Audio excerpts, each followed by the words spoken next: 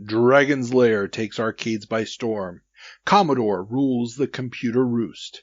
And video game makers pivot to micros. These stories and many, many more on this episode of the Video Game Newsroom Time Machine. I've been waiting a long time for a chance to say this. Stop the presses. Requiescat in pace. Makes him crazy, man. What is a man? It's me, Mario. What a mess. Get over here! Please save me.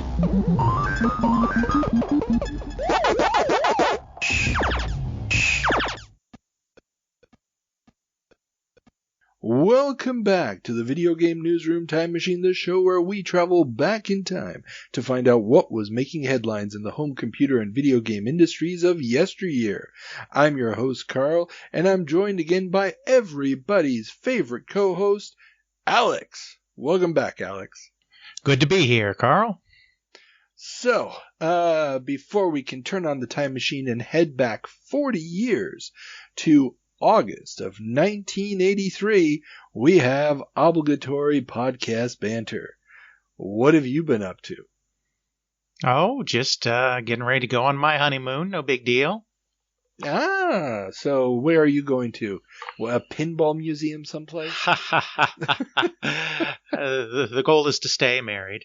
No, I kid. She likes games too. But no, we are going to the Isle of Oahu in the state of Hawaii.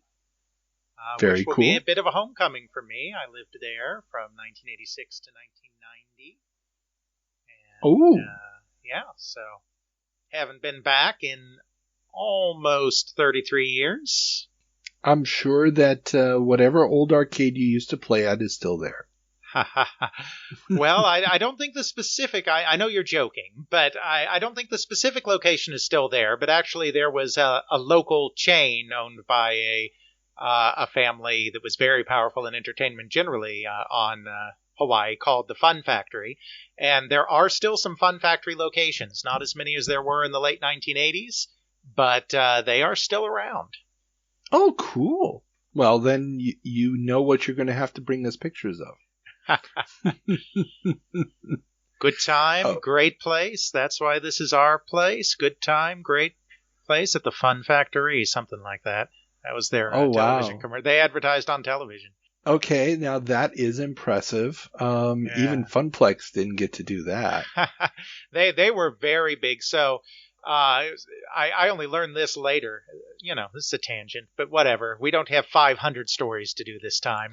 I only learned later when I got the Replay and Play Beater magazines that it was the Fernandez family that owned it. I knew that kind of one of the big events of the year was the E.K. Fernandez 50th State Fair, which was kind of, it kind of had state fair stuff, but also, there were no amusement parks because, land and expensive. Yeah. And so, it would kind of be a big fair where they would have carnival rides, but on a bigger scale than on your typical like street carnival or whatever. They'd have some bigger stuff going on, and it was a huge event. My family went every year, and it was the same family, the Fernandez family, that also owned the Fun Factory arcade chain. So I mean, they were and probably still are big, huge in Hawaii as entertainment business people.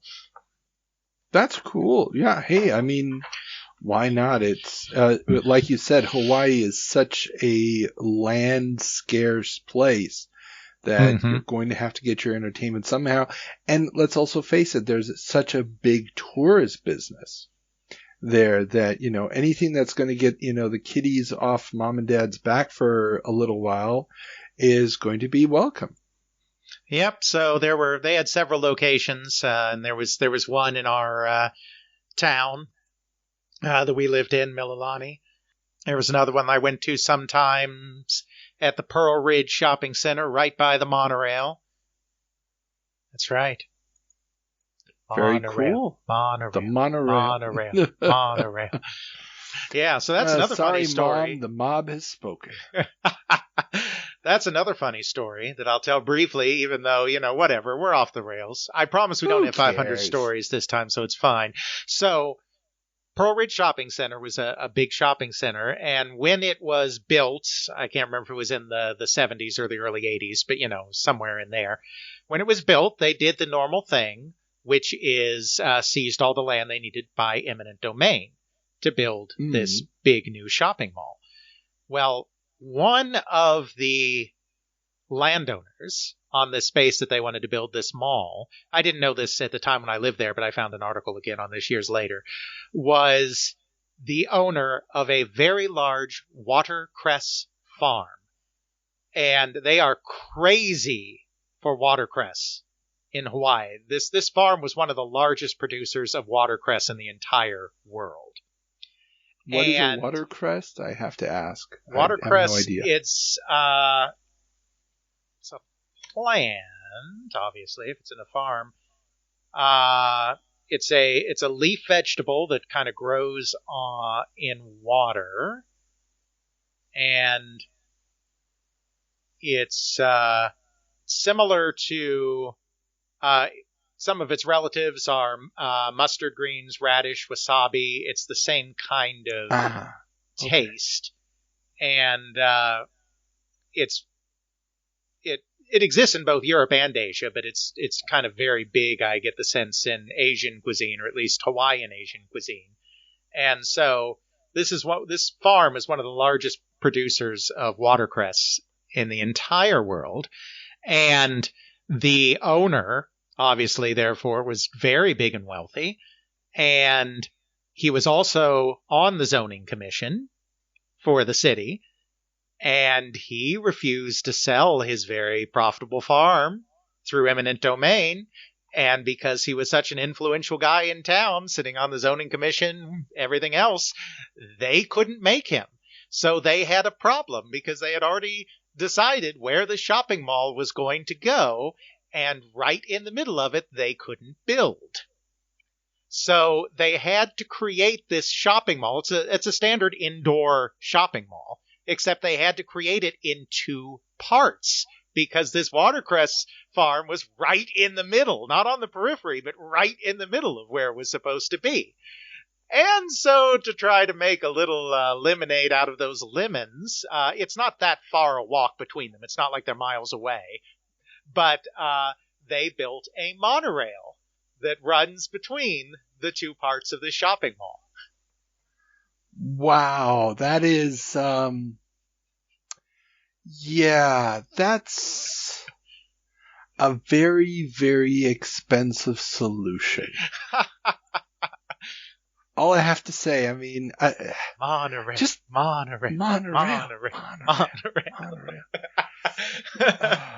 So yeah, when I first saw that Simpsons episode, I was like, I can relate to this.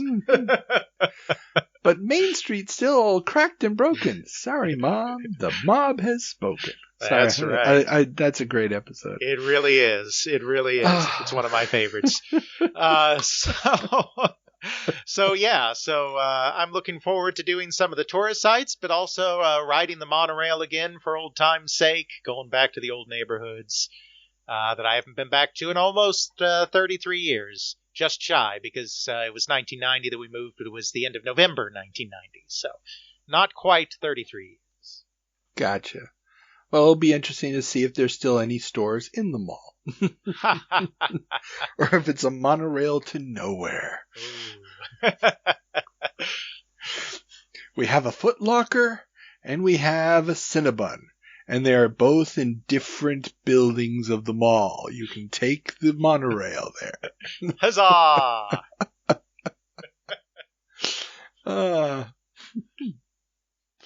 Okay, so everybody, we're going to now move on to the actual business that we're here for. Remember, when we're talking about jumping back to August of 1983, we are using the cover dates of magazines and newspapers. So, of course, the news always happened at some point before that. It's a framing device. Please don't send me emails about that. But you can send me emails and messages about everything else that we talk about and more. The address is videogamenewsroomtimemachine@gmail.com. You can find it down in the show notes, as well as links to all the stories and topics that we talk about here on the show. And before we do start talking about the news, we have our first regular segment, the 7 Minutes in Heaven, where our intrepid co-host must play a game that was reviewed in a magazine published, cover dated August of 1983, that they've never played before.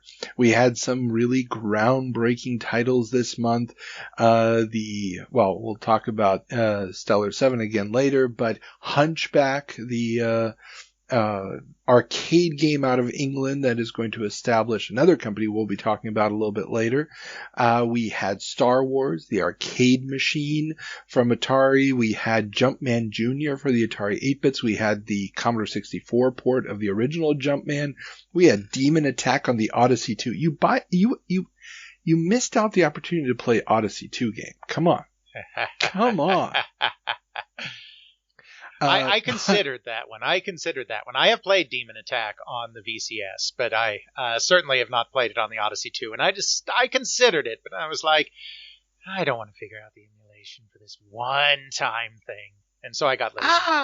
Odyssey 2 is easy. You pop in the cartridge. It's a one-button joystick. Very straightforward. Plus, I mean, you don't have to deal with the fact that, the joysticks on an Odyssey 2 were a pain in the ass. But that's another issue entirely. There was one game I'd never heard of before, Dreadnought Factor, which, after looking at it, I was like, oh, that was an interesting one. But you went with, one of Activision's most prominent titles at this time, Decathlon. So... Yes. How do we make money off of the LA Olympics without paying for a license? So, are you ready to get your decathlon on? I'm feeling pretty good about this one. I hear the field's pretty thin today. Yeah, the Russians aren't showing up. Okay. Okay. Let's go for it. How far is far? Announcing the Activision Decathlon by David Crane. How fast is fast? 10 events designed to challenge the limits of your ability. How great is great? I never thought I would experience the challenge of the decathlon again. I was wrong. For your Atari 2600, the Activision Decathlon. Let the games begin. So, welcome back, Alex, from your 7 Minutes in Heaven. For the uninitiated, how would you describe Decathlon based on your 7 minutes with the game? Well, it's track and field. And I don't mean the events track and field. I mean the game track and field. It is tap, tap, tap, tap, tap, tap, tap, tap, tap, tap, tap, tap, tap, tap, tap, tap, and the joystick step. Okay, that is probably the best description we're going to get. Now, you're playing the 2600 version, not the later ports. Correct. Now, you were playing all by your lonesome. There were no opponents, correct? That's right. Due to the Soviet boycott, the Eastern Bloc boycott, I was all alone on the decathlon field today and handily defeated the competition, which, as was mentioned, was non-existent. Very nice, very nice. Now, later versions of the game would get multiplayer duels. So the 100-meter dash or the hurdles will actually have two characters on the screen in the MSX, Commodore 64, ColecoVision versions. But yeah, this is the 2600. How would you describe the graphics of the game? The graphics are incredibly good for the VCS. You always have to use that caveat, of course, when talking about VCS graphics. But the animation is particularly impressive. Of course, this is a derivation of the Running Man, first used in Pitfall. And as we talked about in our last jump, Decathlon was basically a game that David Crane made because he wanted to really focus on animating that running man, and so wanted to put him in an environment where he was all by his lonesome, so he wasn't competing with other player missile graphics for his body and such. And the animation is truly impressive for a VCS game. I mean, the running animation is good, as you would expect after Pitfall. But also the discus throwing particularly impressed me because he gets a little spinning action going on the discus throw, which I thought was really cool. I mean, this is not stuff you typically see on a VCS game.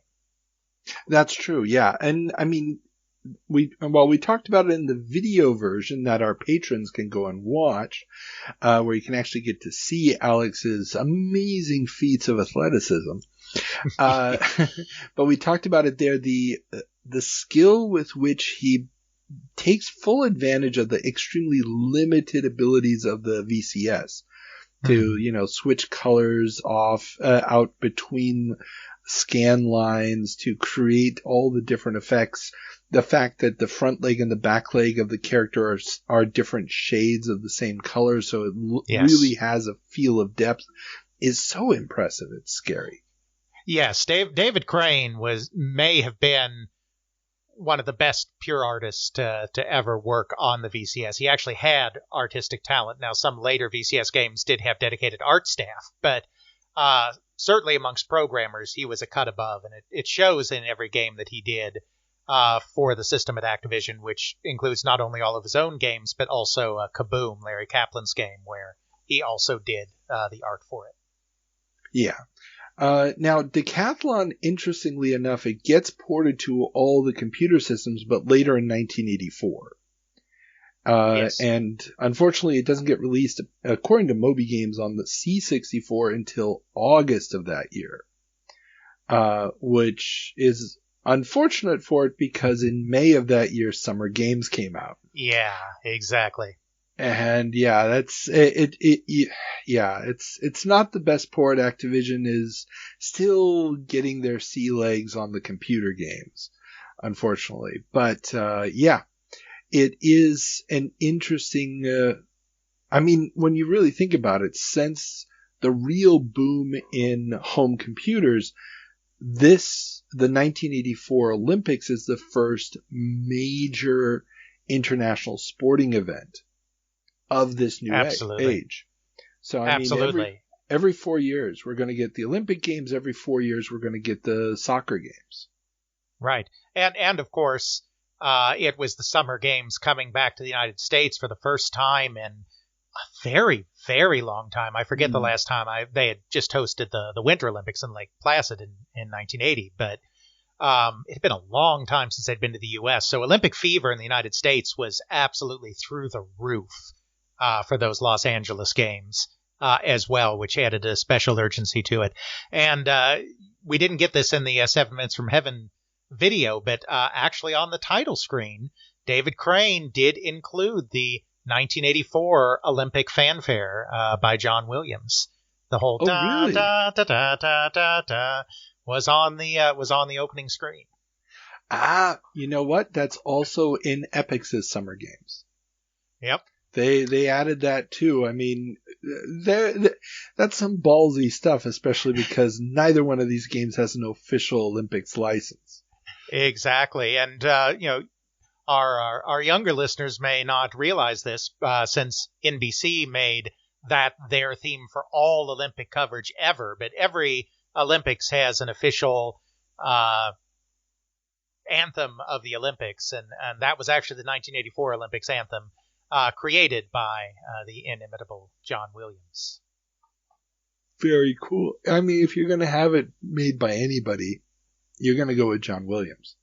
He also did the 96 Olympic anthem for the Atlanta Games as well, which is not as played, but they use a portion of it in the NBC coverage as well. The one that goes da da da da da da da da da da da. Da, da, da, da, da. That's the 96. I know you're in Germany, Carl, so you're not catching the NBC telecast of the Olympics. Yeah. But your American listeners will know what I'm talking about. Cool. Okay, so would you recommend this game to players nowadays? I would have to say no, and this is no knock on David Crane. This is an incredible feat on the VCS, and I want to be very clear on that. However, it is just the track and field gameplay. It's alternating, in this case, joystick moves. For a track and field game would be button presses. It's alternating motions for movement, and then in certain events hitting a button to do a jump or something like that. And there's better versions of that because this is a VCS game.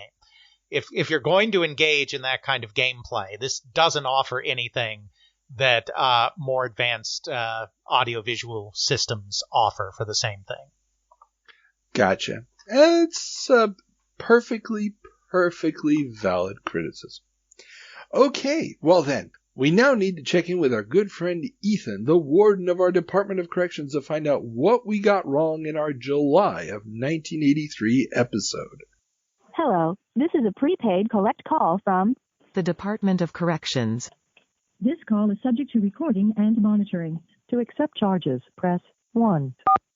You may start the conversation now. Welcome back, Ethan. So, before we get started with everything that we got wrong in our July of 1983, Jim. Oh boy, there's a lot to say. Oh, come on. Given that it was a 4.5-hour episode, the list you sent me isn't that bad. Yes. Maybe. It's because Alex was here. Hi, Alex. You're here in the Department of Corrections. I am indeed. This is becoming a regular visit. And you just recorded a podcast yesterday, too. Look at you. That's true. He's a lean, mean podcast producing machine. And I record another one on Wednesday. Wow. Oh, well. So, let's get this party started. Enough about other people's podcasts. Yes. We are here at the Video Game Newsroom Time Machine. It is my segment right now, July 1983. Though we go back a little further for this first one. We might need to make Carl a one-armed bandit for this one, because we're talking Bally. Bally, indeed. So, Ray Maloney did not found a company called Bally, because there was no company called Bally until much, much later. He was at the head of, I don't even know if he was the founder of the company that used the Bally label, Lion Manufacturing Corporation. No, actually. There is a Bally Manufacturing Corporation, a subsidiary of Lion Manufacturing, established on January 10th of 1932 for the purpose of making the pinball game. Lion Manufacturing having been founded by Joe Linan and Charles Welt, who became his partners. They did this every time they did a separate venture. They also founded Midwest Novelty as a subsidiary of Lion when they were doing punchboard prizes and other little knick-knack things. So there is a Bally Manufacturing. Then, to confuse things even more, when O'Donnell and the Syndicate bought Lion Manufacturing, they bought Lion, and they bought the Bally name. And at that time, they were Lion Manufacturing with Bally as a label. At that point, there wasn't a Bally company. And then when they went public in 1969, they changed the name of the new Lion Manufacturing to Bally Manufacturing. It's corporate shenanigans. This is my house. See, I got a little confused because there is, I knew that date before, but I thought that was like a registration or something rather than a founding of a corporation. No, but it's hard to look this up because I have actively attempted to look up founding dates in the state of Illinois, and I have been told those don't exist. And I know that they're wrong. But they just do not want to deal with me. So yeah, because these were, they were primarily a printing company, and the pinball thing was a side venture, And originally they were going to get out. They were going to get in and get out very quickly because they were striking while the iron was hot. So this part is speculation on my part, but I assume they founded a separate company because they weren't planning to make this their long-term business, and that would make it a lot easier to wrap it up when it was done. It would also make it a lot less messy if the whole thing fell apart on them and wouldn't threaten the main printing business. But that is for the Coinop game room time machine. So where does Ray Maloney fall into all of this? Because I was just citing from an article that named him as the founder of the company. He founded Bally. He and Leinen and Welt founded Bally together. He did not found Lion. He was brought in as a partner by the other two. Then I guess I can say that he was a co-founder, not a founder. So my correction still stands. Okay, there you go. But at least we've cleared it up. And then he bought out the other two once. I think it was after Rocket, the gambling one. But it's in my book somewhere. After one of their early games was very successful, he used the money to buy out the other two and take over the company all by his lonesome. Subsidiaries of subsidiaries of printing companies and corporate shenanigans. I love how he was able to buy them out after the company that all three of them founded had a hit. That just sounds it's not. It's printers. They didn't want to be in the business. I don't think they wanted to be in the business. And so they accept once that became the tail wagging the dog. They, I think, just wanted a cash buyout so they could go off and be printers again. I don't know that for certain. I don't know what happened to those two afterwards. Never researched it, but that would be my guess. Yeah. Gotcha. Okay, let's move on. We got some more stuff to cover. Yes. Next up, Atari did not make Computer Space, Carl. Come on. Technicalities. Well, it depends on what you mean by make. No definition did Atari. Yeah, Atari didn't exist yet at this point. Yes, okay. The company that preceded Atari. That Atari bought. That Atari bought, yes. Technically, yes. Corporate shenanigans. Technically. That's corporate shenanigans. Syzygy did not become Atari. Atari was established and absorbed Syzygy. Yes, they bought them. Sort of. Okay. Well, yes, you're right. For exchange of Atari stock. But anyways. Also, I forgot to do the Alex comment at the top, but we're doing it now because this is where I put it in my notes. Also on Atari. Alex, I'm not sure what you mean by Atari was late to Europe. You're aware that these things are happening in a span of months, yes? Yes. I'm not sure you can really say that they were all that late. They were, though, because they gave up. Because this is a market that was moving at that pace. And by being just a couple of months late, they ceded leadership in that market to their clone competitors. I've got this from interviews, not that I conducted myself, but I've got this from several interviews from people active in the British market that other products like Computer Spaceball made it over there first. So they were indeed late. The time scales were very fine in this period of initial rollout. Months made a difference.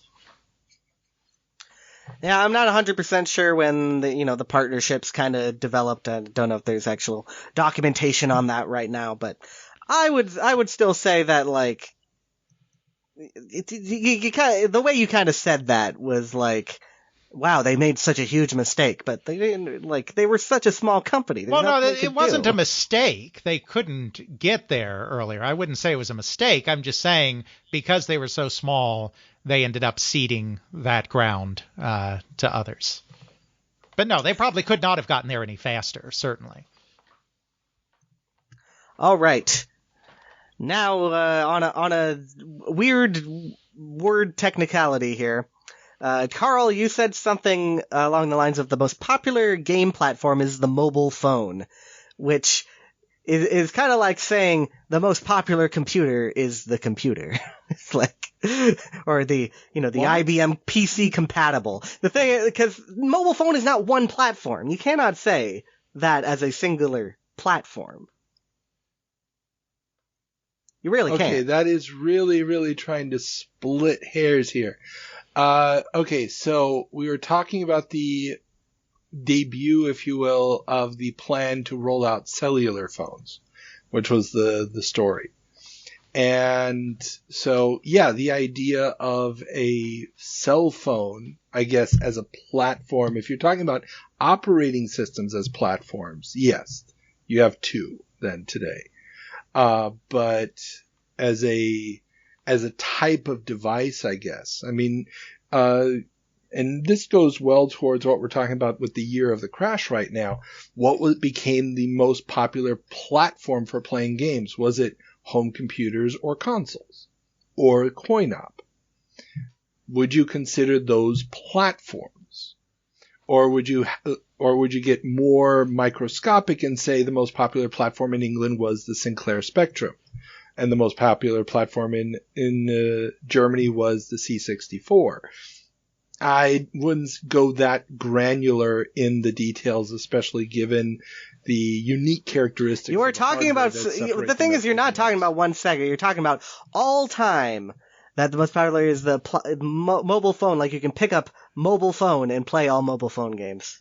Yeah, you can play all mobile phone games, but I would still say, I mean, there has when people never say been... the most popular, the most popular single model of computer was the Commodore 64, that implies something different than saying the most popular platform was the mobile phone.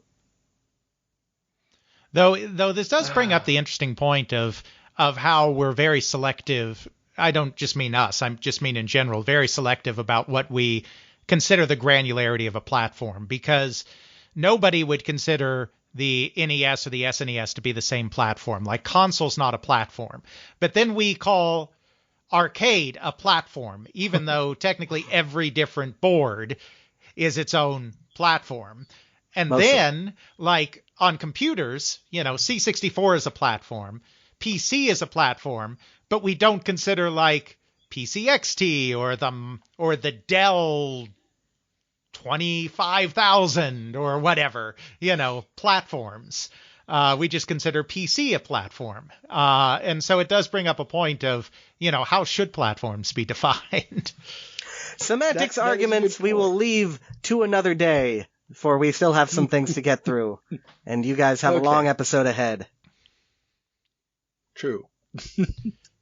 Okay, next. I'm surprised you didn't catch this one, Alex. Starpath was bought by Epix. I think you said people moved over there, but the actual company was purchased. That is true.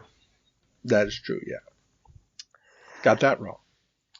Then there was a miscommunication on a joke that happened.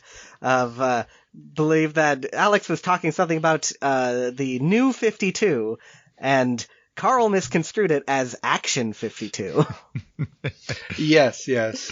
And you know what the worst part is? My brain was actually stuck because I almost added it as a storyline because I noticed the first ads for the famous Cassette 50 in the UK. UK gamers of a certain vintage will know Cassette 50. It was basically Action 52, but on a cassette in 1983. And they kept selling this all throughout the 80s in magazine ads. And it was garbage in 83. It was definitely garbage by the end of the 80s. But yeah. Sorry, that was stuck in my head at the time. And somehow I jumped to Action 52. Don't ask me. In all fairness, though, when we record these, for poor Carl, it is so very late. That is true, too. And you probably did not need me going off on a tirade about the new 52. I bought a couple of those issues. All I have to say is it did give us the whole dual Swamp Thing Animal Man storylines with the green versus the red, which were amazing. But the rest of the new 52, screw that crap. Okay. Onwards. So the Apple II quote unquote emulation on PC was actually hardware stuff. I believe LGR has put out a video about several of these cards. Yeah, and we talked about it. That's why I compared it to the Z80 card. But I think what you said you weren't sure if it was software or hardware. It is purely, like, there's a software thing that allows you to access the Apple II stuff, but it is hardware. Well, yeah, I didn't know if there was also a software component or if it was just basically plug it in and flip a switch. That was the only thing. You have to type a command. That's it. Yeah. So not a correction, a clarification, an addendum, etc. Yeah. We'll allow it. Then this was something that was also sent in by another listener regarding the games on flight. Mm-hmm.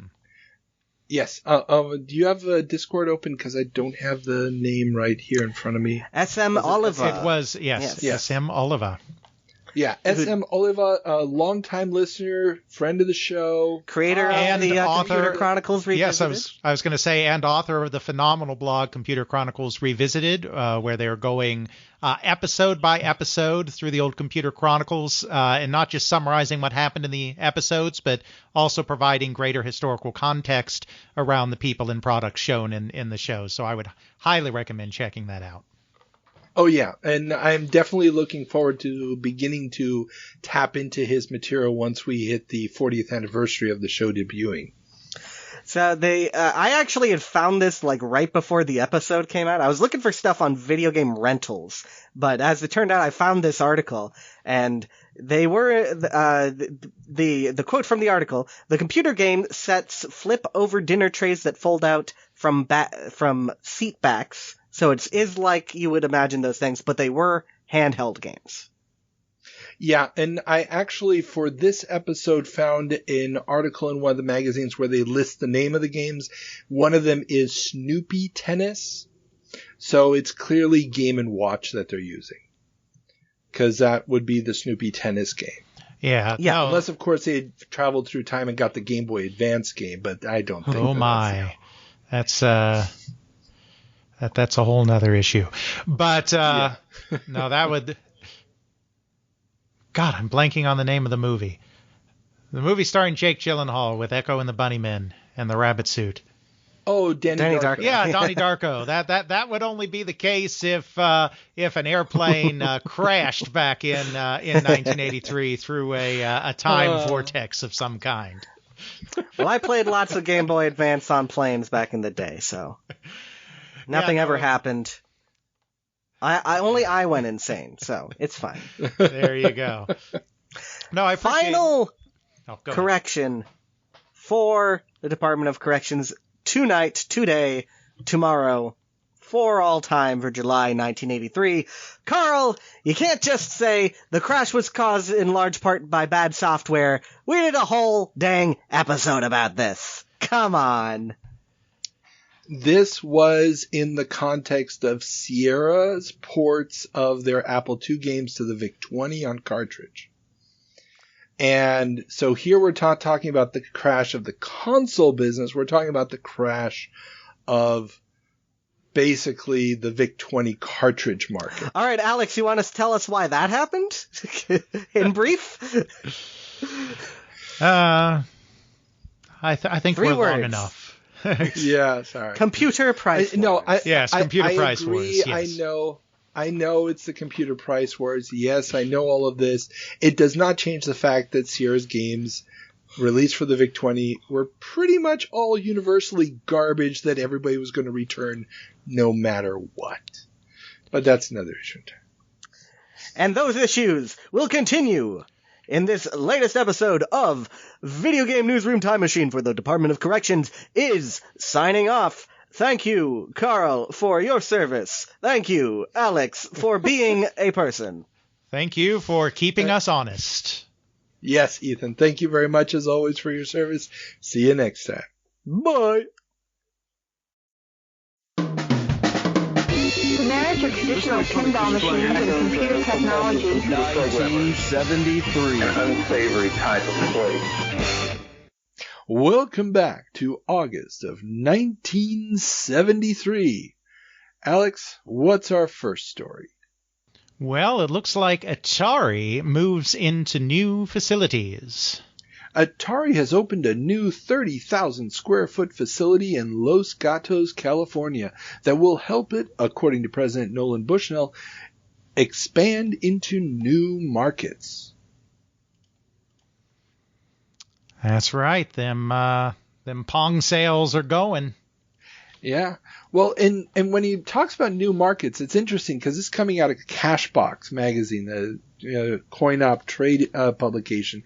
So on the left-hand side, there's this picture of the new facility as a news item. On the right-hand side is a full one-page ad about how they plan on moving internationally. It's like they're advertising to the international audience, who are also reading Cashbox at this point because there are always columns dedicated to other countries in Cashbox.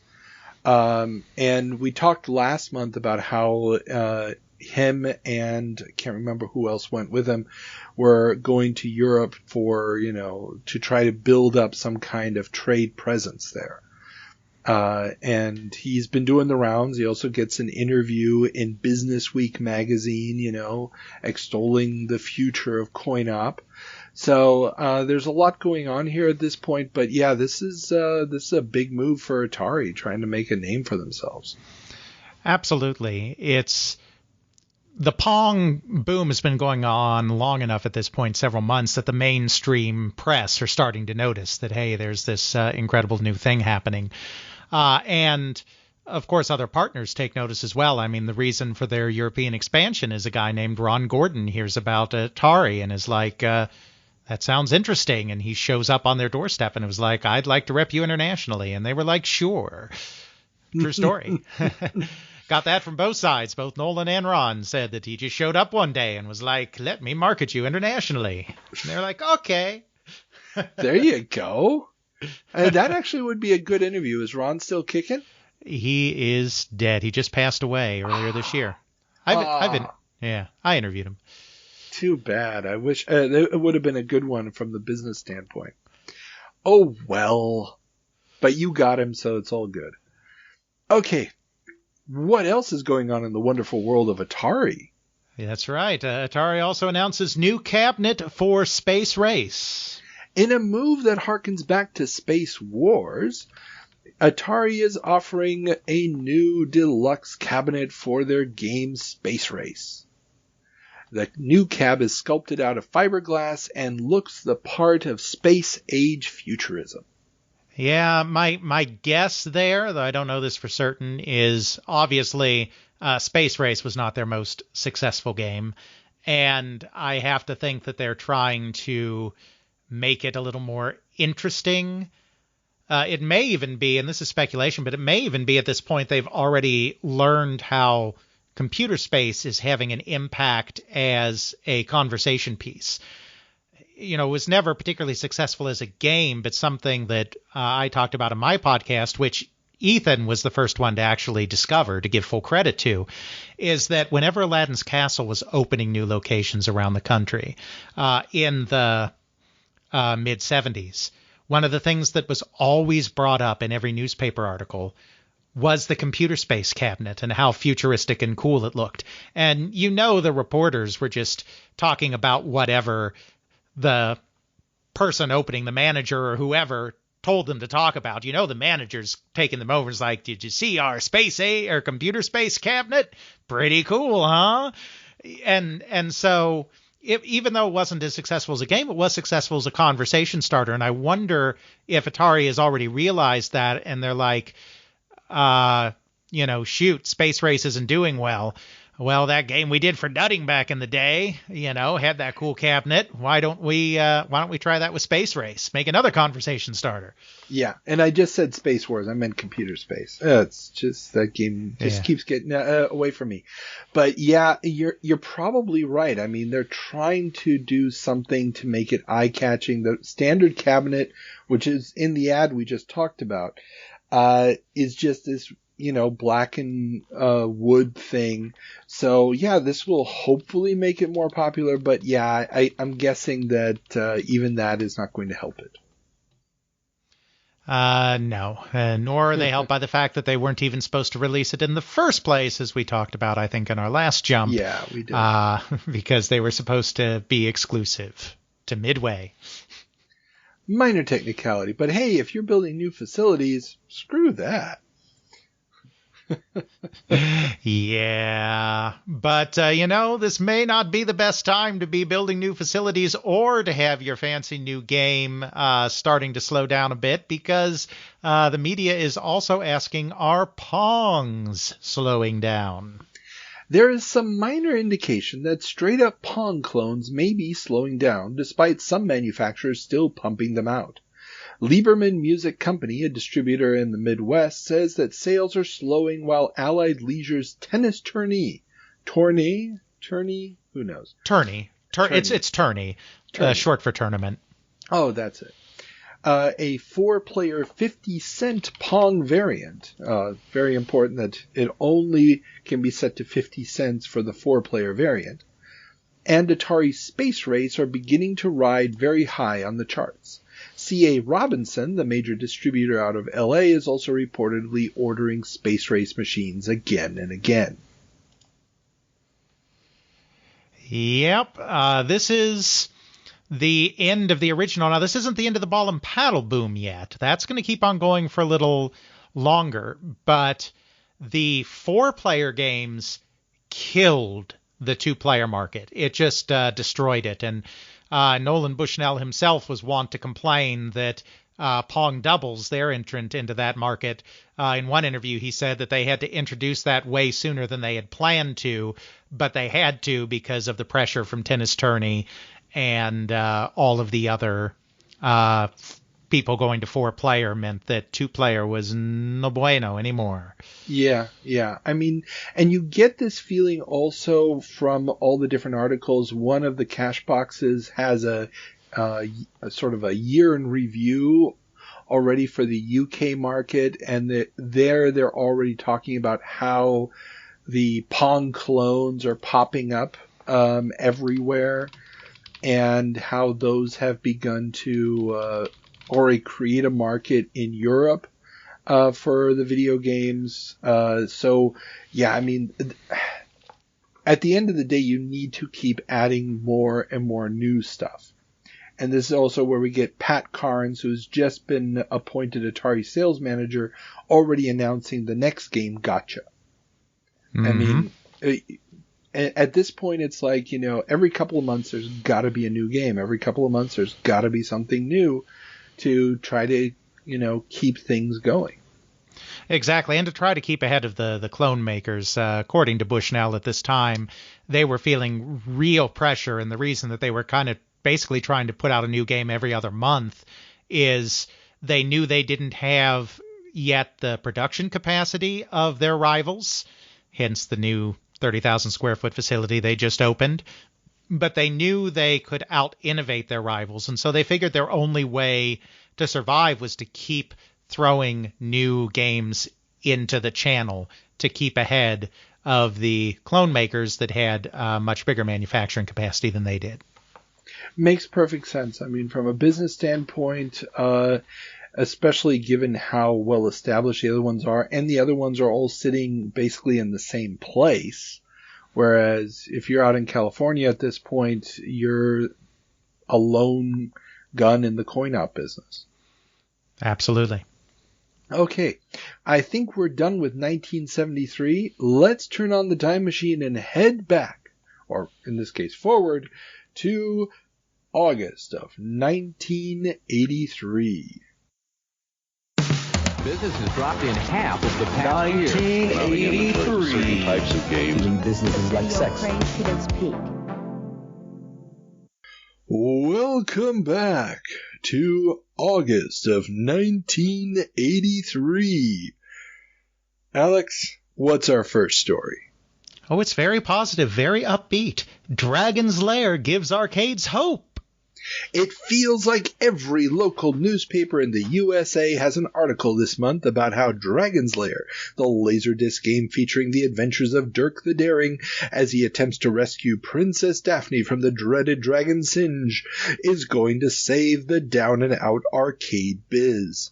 The game is selling for $4,000 per unit, almost double the normal price for a cabinet, according to some reports, but is the kind of technological leap forward that could revive the market, especially with reported earnings of $100 per day on average.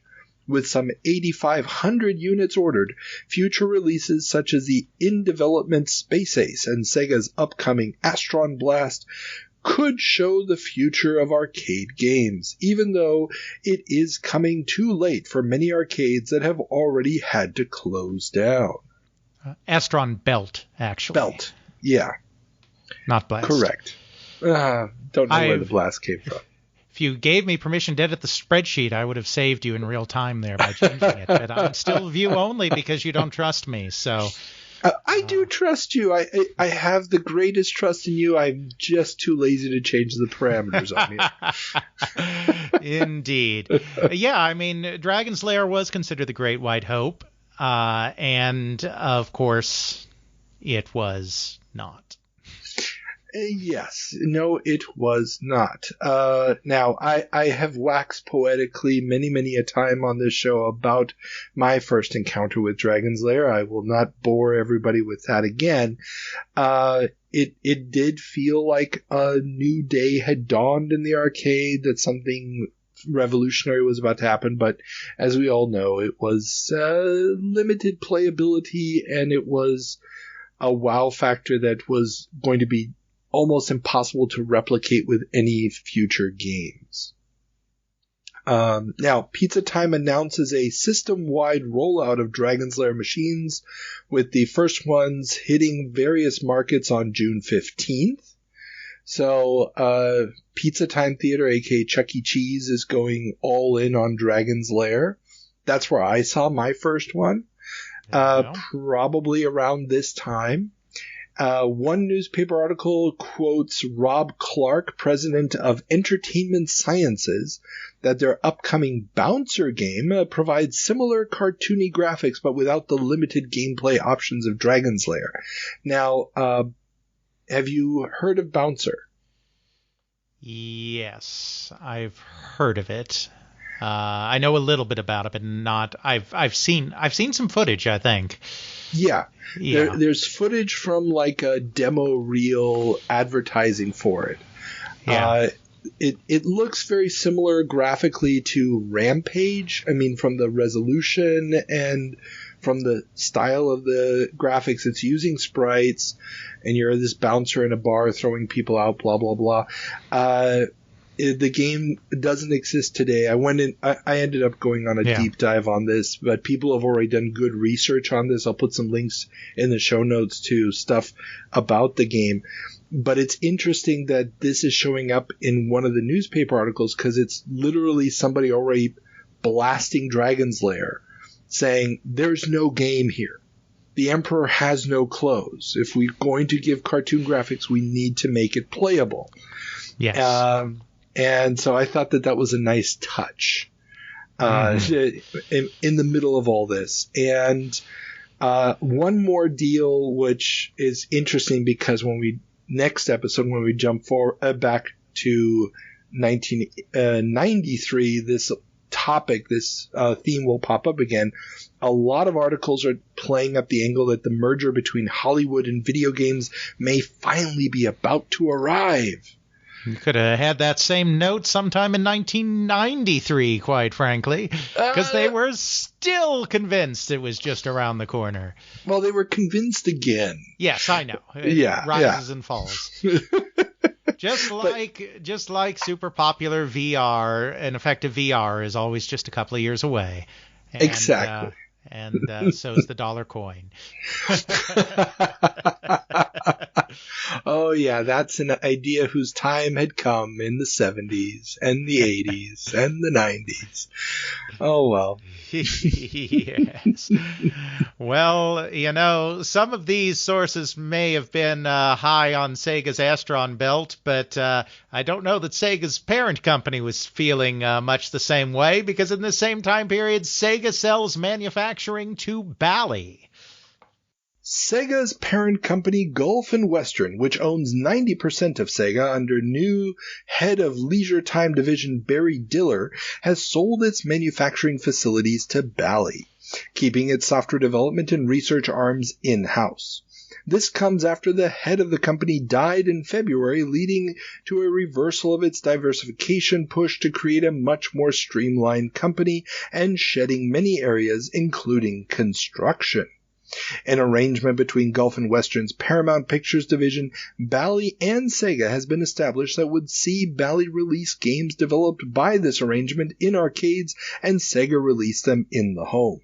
Sega Enterprises Limited, the Japanese branch of the company, is unaffected by this move and will continue to pursue Coinop games.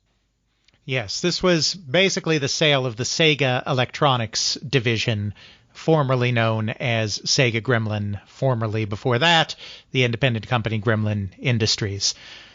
And the reason that Bally did this is that they missed the laser game. They missed the Laserdisc train, and they needed a Laserdisc game, and Sega had them. And so they basically did this deal to get access to that Laserdisc catalog, to Astron Belt. Yeah, and I read a bunch of news articles, and there's really this feel just outside of Sega, where Sega is just basically a sideshow. But Gulf and Western has basically been hemorrhaging cash in a lot of its subsidiaries. This news about the sale comes less than a week after Sega Enterprises Incorporated reported a net loss for the fourth quarter ending on June 30th of $800,000 and an estimated yearly loss of over $5 million, down from over $15 million of profit the year before, with revenues going from $214 million to just $136 million in 1983.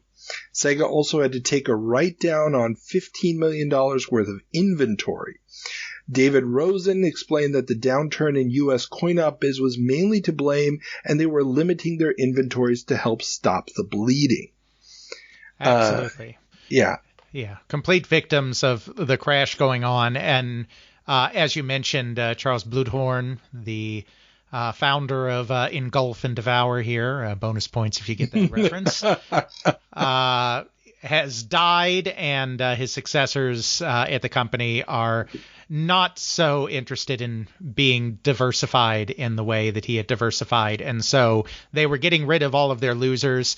I have to imagine that in a better climate, they might have kept Sega, because at least that's entertainment. They're kind of refocusing on the entertainment side of things. But, of course, it's in the coin-op business, which is in the toilet at this moment. And so they have no patience for that. Exactly. And it doesn't make any sense to keep them, especially because it's crystallizing. I mean, I don't think anybody's saying it directly, but it's starting to pop up more and more in the letters of the Coinop magazines, the trade magazines. So it's the Coinop operators constantly, this is going on for 2 years now, complaining about how the home ports of games are, a travesty that's destroying them. Mm-hmm. And you really get this feel that the Coinop is just the proving grounds for the game. You develop it for the Coinop. If the Coinop fails, it failed, but if it's a hit, the real money is in the home conversion. And so by them keeping the developing for the Coinop, but then having the license rights to bring it home, they're basically getting the best of both worlds. Because absolutely, they're only only the development costs are their potential loss. Bally carries the real loss in case they build the machines and nobody wants them. And if they do have a hit, they immediately turn around and make a cheap cartridge out of it. Exactly. While Bally's happy, Bally Midway's happy because they, like everyone, sees the Laserdisc as the great white hope of the coin-op industry, and this gets them a game immediately that they don't have to do a lengthy R&D process to put together. Yeah. And it's going to take them, 12, 13 years before they finally wake up to the fact that they need to control the home rights. Again, if everybody checks out my interview with Jeff Fishbach, that's exactly what happened when Acclaim was making all the money off of Mortal Kombat. And Midway was basically like, wait a second, why are we making all this money? Yes, that was technically Williams, of course, after Midway was sold by Bally to Williams. But yeah, it's the same chain of custody, so to speak. Exactly. Absolutely. And thank you for clarifying that so we don't have to listen to it next time. Indeed. Real-time corrections. Thank you. But, what if you can't get yourself out of the coin-op business? How do you cope with all of this disaster in video games? Well, the answer to that is Coinop returns to its roots. While video games are seeing a hefty decline in revenue generation in arcades, old stalwarts like skee-ball, whack-a-mole, and pinball are having a resurgence. While not universal, Games People magazine, a trade for the coin-op biz, reports that stores like Pizza Time Theater, aka Chuck E. Cheese, is seeing good business in non-video games, especially among their 8 to 12-year-old audience. Yeah, I can't prove this. I haven't researched it, but I'm almost positive that the only reason we still have skee-ball today is because of Chuck E. Cheese.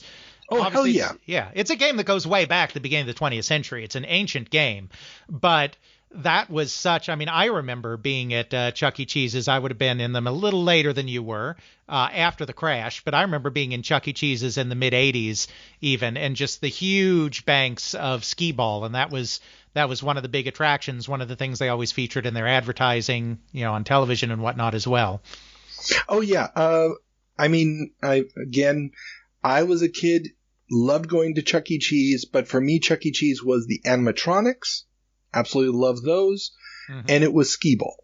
Mm-hmm. And I played the skee-ball. We've talked about it on the show before. I remember my horrid disappointment playing Popeye. I was a huge Popeye fan, watched it every day after school. It ran on KSTW Channel 11 in Seattle. And yeah, the Popeye game, from my point of view as a 7-year-old, 8-year-old, the graphics looked like crap.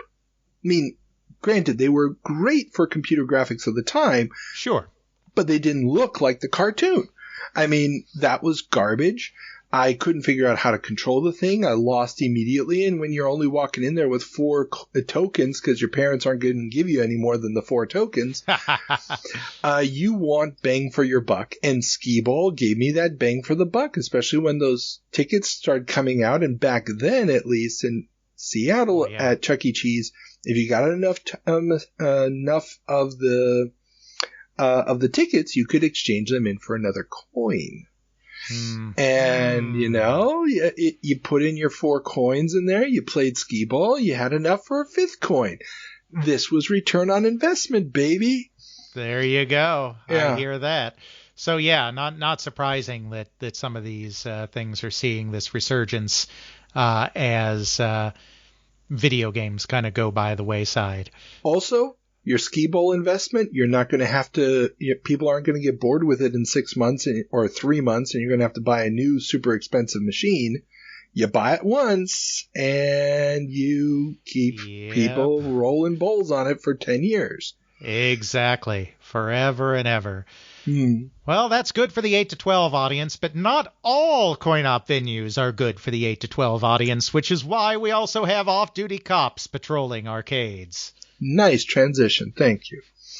In order to answer complaints from surrounding businesses and homes regarding public urination, drug and alcohol use, and sex in driveways, the Silver Ball Family Fun Palace in New Jersey has hired an off-duty cop to patrol its premises. Huh? Sex in driveways sounds like good family fun to me. Exactly.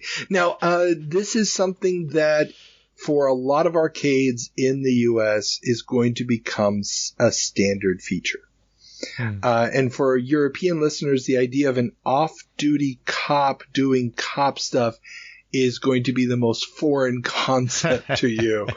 But yeah, cops. All I have to say is watch the movie Police Academy. It is far closer to reality than you ever want it to be, and explains so much about news headlines. So, love it. Just because they have body cams today doesn't mean that they didn't behave that way in the past. Yes, I know, I'm getting political again. But just stop with the first Police Academy movie. Oh, yeah. No, yeah, that first one is brilliant. You can still go back to it now 40 years later. So, yeah, this is a big deal. I remember this when I worked at Funplex. On the weekends, we had the off-duty cops patrolling because, there were gangs and whatnot that would start, to get rowdy in the place. Carl grew up on the mean streets.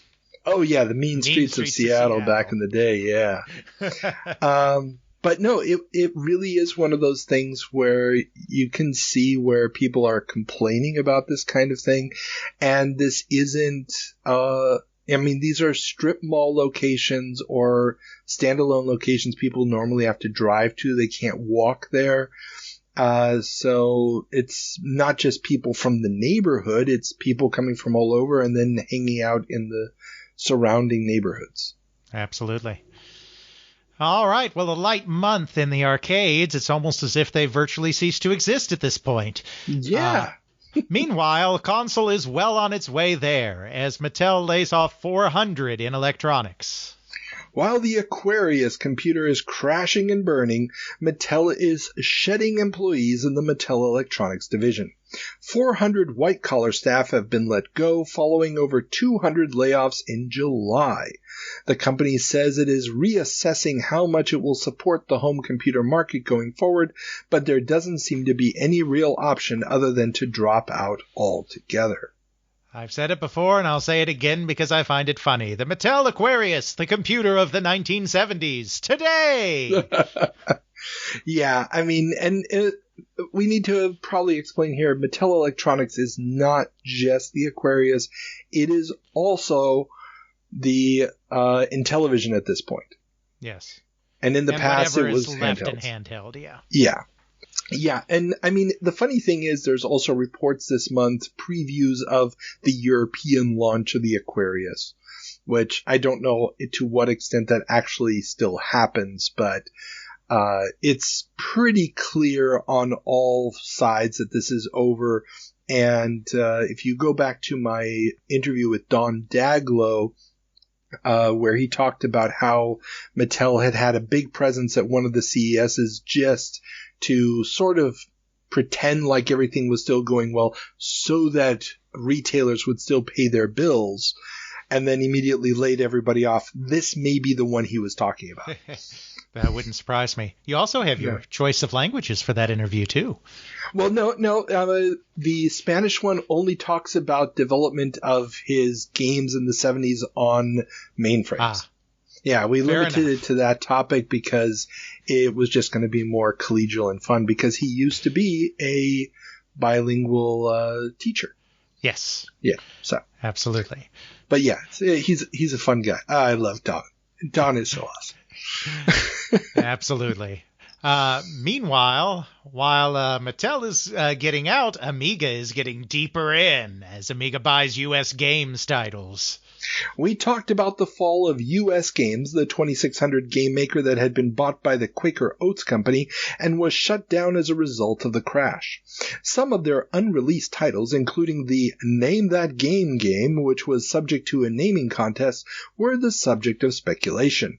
Now, Amiga has announced that they will release one of their multi-game Power Play Arcade 2600 cartridges featuring previously released U.S. Games titles like Egomania, Gopher, and Word Zapper, the previously unreleased Name That Game, now called Galleon's Gold,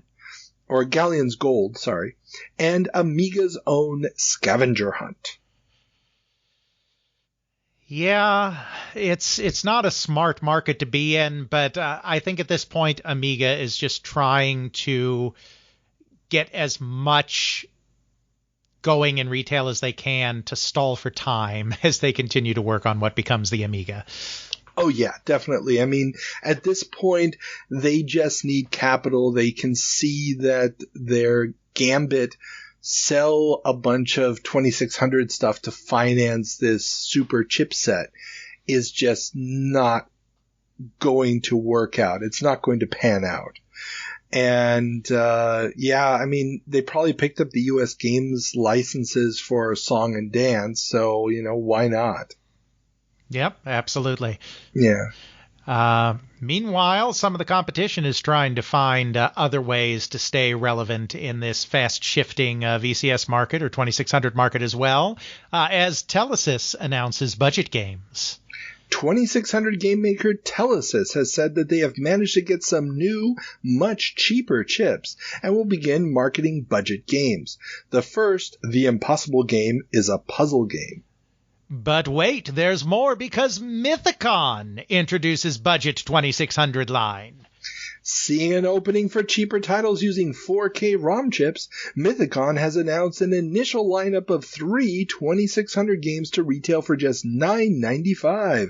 Firefly, Sorcerer, and Star Fox will all be released with their prices printed on their box. Yeah, so the market is starting to realize that what you used to call budget games are now just the games.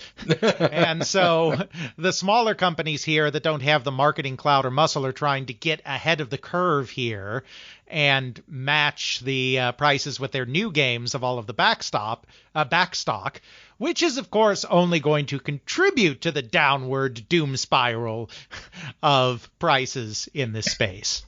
Yeah, I mean, Telesys is not actually going to release the Impossible Game. They're going to disappear before that can happen. Mythicon does get at least one or maybe all 3 of these titles out. I'd have to check again. There's a link to their Moby Games entry down below, but the boxes showing the $9.95 printed right on them is a very telling sign. I mean, it's like they're thinking, we'll put this in a 7-Eleven or whatnot. Mm-hmm. Obviously, none of these games are really worth writing home about. It's a 4K ROM chip. It's no. But hey, and maybe there's a market for that. But I think at this point, I don't think most people have realized just how big the backstock is. And when you think about when did these games go into development? How many months have they been in development? How many months did it take to get the manufacturing up and running? Obviously, these decisions were probably made right after Christmas or around that period of time. So clearly, we're seeing decisions being made without the information that even the market has at this point. Absolutely. Meanwhile, Gamation to support Supercharger. Gamation, maker of joysticks and rapid-fire devices, will be releasing games for the cassette-based Atari 2600 add-on, the Supercharger. Yeah.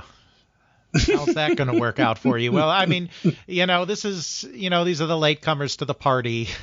Like, trying to find these last little places to squeeze out something in this 2600 market. Yeah, and I mean, the Supercharger, theoretically speaking, seems like a good idea because the media is cassettes. Right. You're getting rid of that entire manufacturing process. You're getting rid of all of those problems. Plus, it's more powerful than the 2600 itself is. So in theory, it's maybe the way to go in the future. But yeah, as the first third party to support the Supercharger, it's not going to go well. And as far as I can tell, they never release any games either. Well, that's not really a surprise, considering during this period of time, game cancellations mount. A string of game and peripheral cancellations is getting some in the industry, including the editors of the Video Game Update newsletter, a mite nervous. From Parker Brothers putting the Incredible Hulk and Lord of the Rings on hold, to Coleco putting the 2600 version of Sega's Turbo on hold as well, it looks like confidence in all but the most surefire hits is not high, and game makers are tightening budgets. This is also affecting those that were looking forward to peripherals like Atari's voice recognition unit that is now on hold, or those that invested up to $70 in Mattel's voice synth unit only to have just 3 games that work with it. Yeah, video game update newsletter has called to be a mite nervous. Of course, the video game update started out as basically an outgrowth of a retail distribution, I think, or mail order, whatever. Ethan can tell us, but started out as the organ of a company that was in the video game retail business in some way. And so when they're saying they're a mite nervous, it's because they're right in the thick of it and can see what the orders and the cancellations and the prices and everything look like. Oh, yeah. And this is really, really a turnabout, because for the last few months, their editorials have all been about, oh, it's not as bad as they're saying, and video games are still popular, and you have no reason to, pull back, and everybody should just keep buying games because games are good, and only the weak will fall out. And now they're starting to freak out a little bit, because there's no reliability in the market. You never know what's going to come next. And I didn't know that they were coming out of the retail side, but that puts everything they're writing into a whole new perspective, because their nervousness about unreliable delivery of new product and promising new product and then it doesn't show up. Oh, that's got to make a retailer really, really nervous. Yes, and that's also why they were pushing so hard. Keep gaming. Yeah. Absolutely. It's funny, though, that you should mention peripherals like Atari's voice recognition unit, because it turns out that Milton Bradley sues Atari over voice unit cancellation. Atari's cancellation of its voice recognition controller is not going down well with Milton Bradley, the company that was making the device. MB claims that Atari's last-minute decision to cancel the product has caused them to miss the small window they had to sell the product to someone else, and are suing Atari for $43 million in damages. They will still launch the device for the TI-99. Yeah, this is a desperation play on Milton Bradley's part, due to their investment in their voice peripheral, into the TI-99 software, and into the Vectrex console. Milton Bradley is in the process of completely imploding, and the next year will end up being purchased by Hasbro. I doubt there was any bad faith on Atari's part here, but they need the money so desperately, Milton Bradley does. Oh, yeah. And, I mean, I don't know who was going to buy this thing. The TI version does come out. There's websites with the device and whatnot, but there's really no point to it. It's really just kind of sad. But, hey. They can still try to, they can still try to sue Atari, but by the time it'll go to court, Trammell will be in charge. So, take that for what it's worth. Yep, but that's the crash in a nutshell. It's just sad. But if voice isn't the future, perhaps something else is? We'll find out as Suncom brings physical fitness to the VCS. Suncom has debuted several new game controllers for popular consoles at CES, but none is more in tune with the exercise fad of the early 80s than the Aerobics joystick, a joystick with extra sensors that allow games to measure the speed you pedal at to affect gameplay, such as the speed of cars. Yeah, it's basically little pads that you connect to the pedals, and they notice how fast you're pedaling. Wii Fit, eat your heart out. Well, the best part is you still need to move left and right if you're doing a car simulation with a joystick. So you're on the exercise bike with the joystick in your hand as you're pedaling, apparently. Yeah. Yeah. Lovely.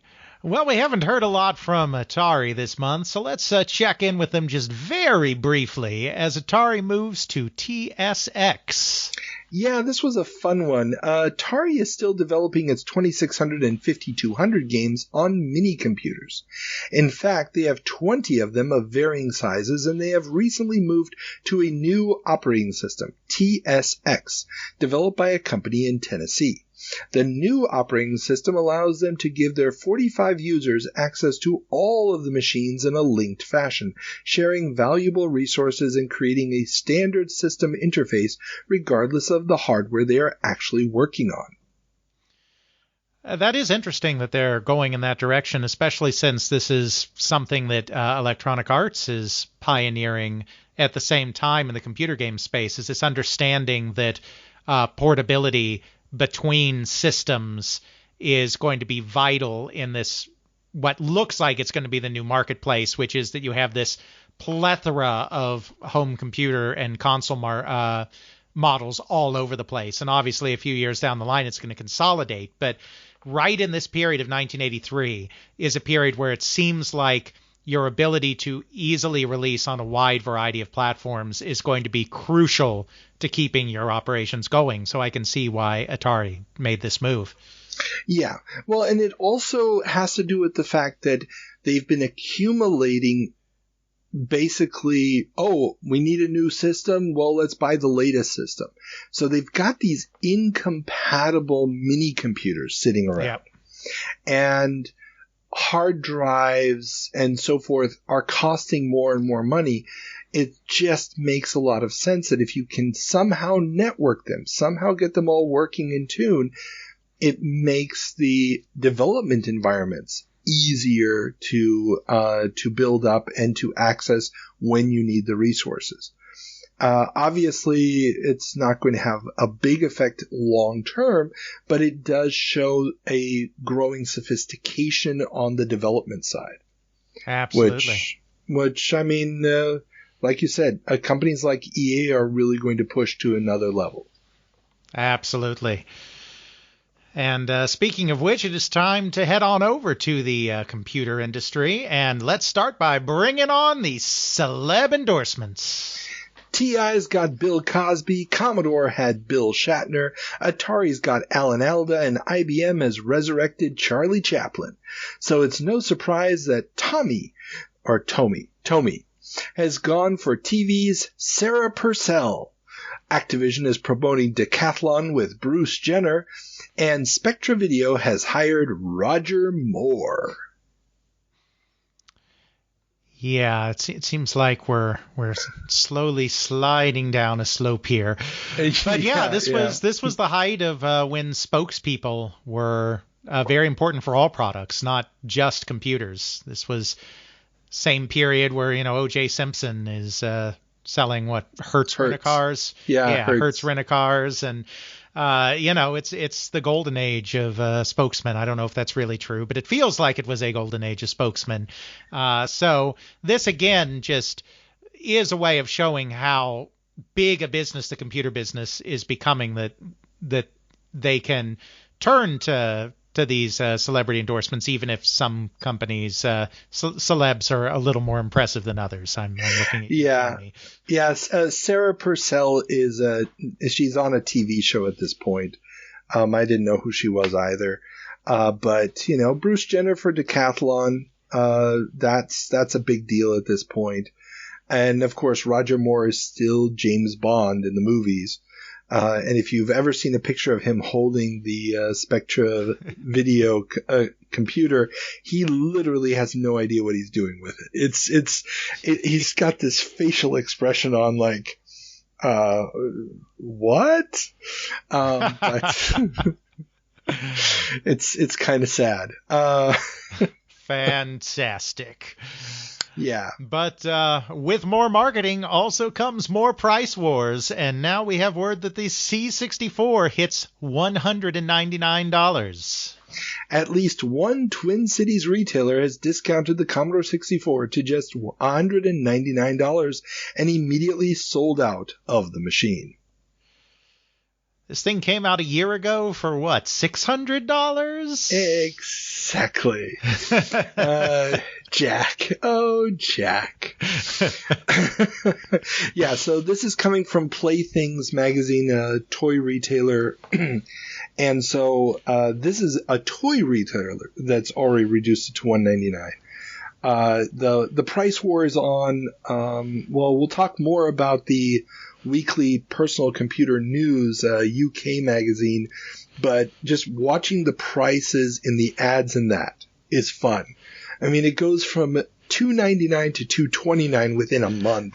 That's pounds. I mean, it's still expensive as hell, but yeah, the prices are dropping, and they're dropping so damn fast and so damn hard. And you know what? It's working, because Commodore reigns supreme in the home computer wars. For now. The New York Times has a great article this month about the rise of Commodore, from almost being destroyed by Texas Instruments during the calculator wars to crushing TI in the home computer price wars through vertical integration.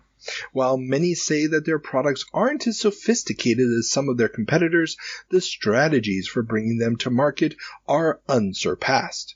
Black clouds may be forming on the horizon, though, as IBM's Peanut looms, and former Commodore chip designer Chuck Peddle, now at Victor Technologies, says, quote, "I don't think Trammell has anything in the pipeline, but there is no question he has a charmed year ahead," end quote. And Peddle is very justified in saying that, I think. It just turns out that for a few years, Commodore didn't really need much of anything else in the pipeline because the 64 became such a phenomenon. Obviously, everyone figured that IBM was going to conquer yet another computer space because, I mean, that's a pretty good bet to take in this time period. But they are sadly wrong. That Peanut is going to be deader than Chaplin when it finally comes out.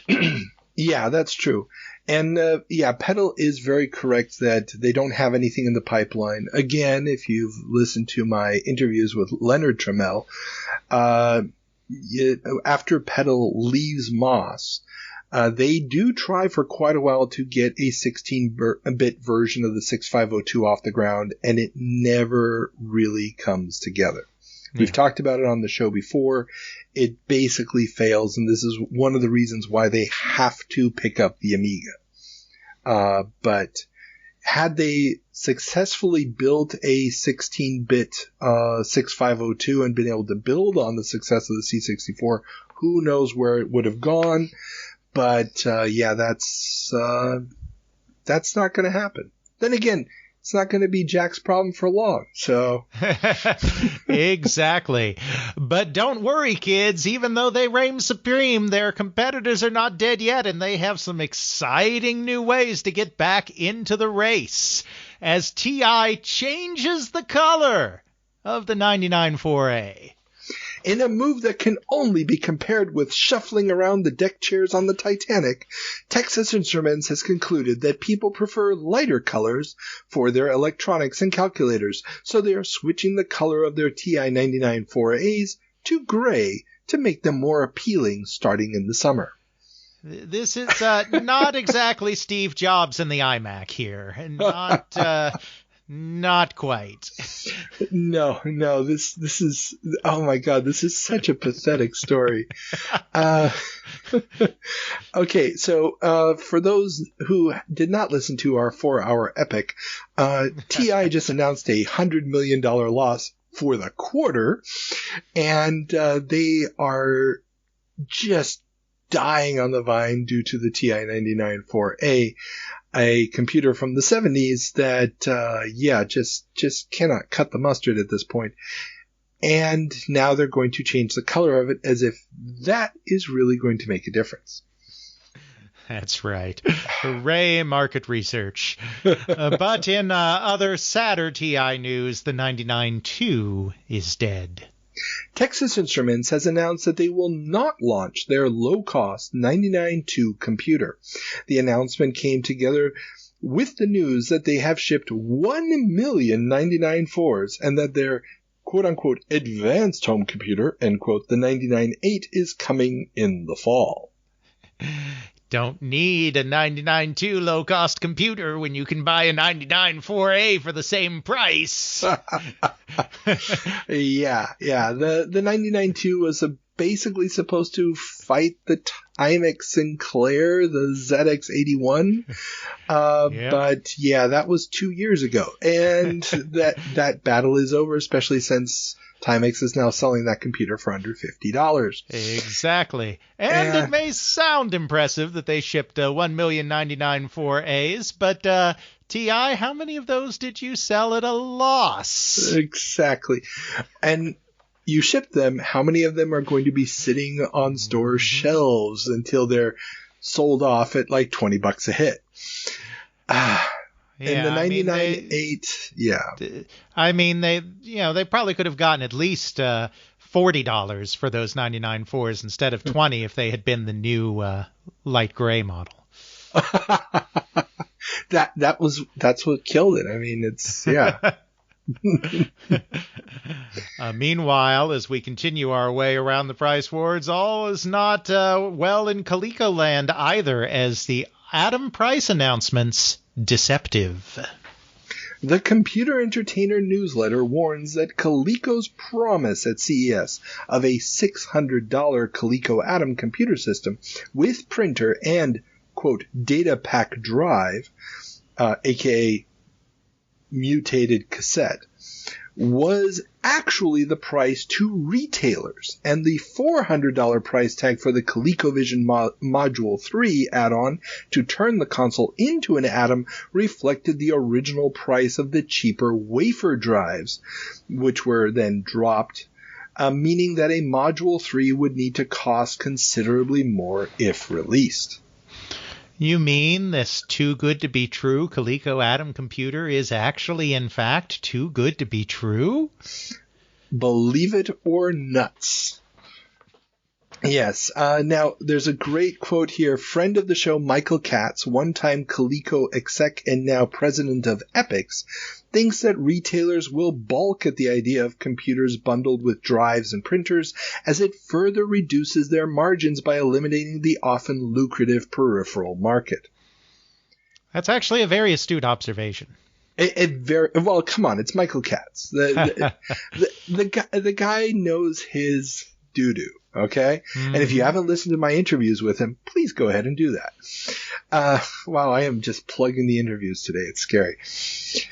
But yeah, it's a understanding. It's a fundamental understanding of what the retail market for computers looks like, and Coleco doesn't have it. Now, Coleco has, however, announced that all 500,000 of the Atom units to be produced for 1983 have already been spoken for by dealer orders. I can't wait to see all 500,000 of those on store shelves by the end of the year.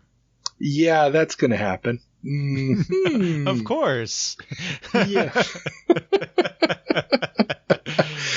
Foreshadowing. Okay. Yes, I'm sure they're having no production problems whatsoever, and that has nothing to do with the fact that Atom prototypes are no-shows. Coleco's Atom is meant to be hitting store shelves by Labor Day, but software developers are saying at the beginning of August that they have yet to receive hardware to develop on. This lack of software was something we mentioned last month already, but the fact that the developers haven't even gotten functioning hardware yet, perhaps due to hardware changes Coleco is still making for the machines shown at CES, means that software is a long way away. This is fine. Yeah, sure, Atom's going to be great. Developers don't need time to develop software. It comes with a couple of programs right out of the box. That'll keep people entertained until reinforcements arrive. It's fine. Yeah. There's plenty of examples of that working out in the long history of video games. Okay, yeah. So, what we're trying to say, people, is the Atom's going to be a flop. It's going to be a big flop. Thank God for Xavier Roberts and his Cabbage Patch. That's all I can say. Imagine where Coleco would be today if they had all that Cabbage Patch money and none of the Atom and ColecoVision losses. Okay. Indeed. Meanwhile, moving on to the Japanese folks, Romox to bring software teledelivery to MSX. American company Romox, which has been making headlines with its kiosk-based cartridge software scheme in the U.S. and its cartridge for bypassing Texas Instruments lockout chip, has announced it is working with Japanese company Aster International Company, a Tokyo-based software developer and publisher, to create a system for delivering software to MSX computers over telecommunications lines. This would be a first such system in Japan, although several other companies, such as Computer Services Corporation, have already announced their intent to enter this arena. Yeah. I mean, MSX, it's surprising. We're going to talk several stories about the MSX, but the MSX really seems to be what is finally going to open up the market to home computers in Japan. And everybody wants a piece of this. I mean, everybody sees it, just like Jack saw the Japanese are coming, so we must become the Japanese. Yeah. Everybody thinks, if the Japanese pull this off, you're either in on MSX or you're out completely. Mm-hmm. Makes sense. But meanwhile, MSX licensing fees come under fire. The original plan for the licensing of MSX BASIC to computer manufacturers was a cool $100,000 plus an extra $450 per machine at a minimum of 33,000 units, adding up to a minimum of $250,000. This apparently was a bit pricey to some, especially given the expected low retail price of MSX computers. SoftBank, the big Japanese software company, stepped in to offer an alternative BASIC that would run on the same hardware configuration and cost a lot less. This led Microsoft and its Japanese partner ASCII to enter into negotiations with SoftBank and come to an agreement with SoftBank within just a week of SoftBank's announcement, leading to SoftBank bowing out and ASCII Microsoft lowering their fees. The drama seems to have scared away some potential Japanese manufacturers of MSX computers, including and especially NEC, which has dropped its plans to build an MSX-compatible system. Well, clearly their first mistake here is that they should have gone with a licensing scheme based on the number of installs of MSX BASIC. Well, I mean... Okay. MSX BASIC is on chip. Carl, no, I gotta stop you. Have you been keeping up with current events with Unity? Oh yeah. Okay. Yes, I have. I'm gonna make you acknowledge this joke. Yes. You're making me acknowledge this joke. Yes. As we are recording this in the year 2023, thank you for destroying the fiction of the show that we've actually traveled back in time. We are dealing with a minor crisis where Unity has decided that they finally want to make some money off of being the universal Ethan's going to love this platform for developing software. And they have decided that they wanted to get money per, was it install they wanted? Yes, per runtime install. Yes, per runtime install, which in the wonderful world of games as a service and free-to-play games, that would be a freaking gold mine if the people making those games really had the deep pockets necessary to do that. Whatever the case may be, Unity has come under fire for that. So yes, thank you for bringing that joke in. And explaining it to me, and then me explaining it to the listeners, so that we just wasted like a minute for no reason. It takes a village, Carl. It takes a village. Or in this case, about 13 different manufacturers. That's right, but not NEC, which is a huge blow because that is one of the leading technology, perhaps the leading technology company in Japan. And that's losing NEC is a big deal because that's also a certain amount of legitimacy for the platform.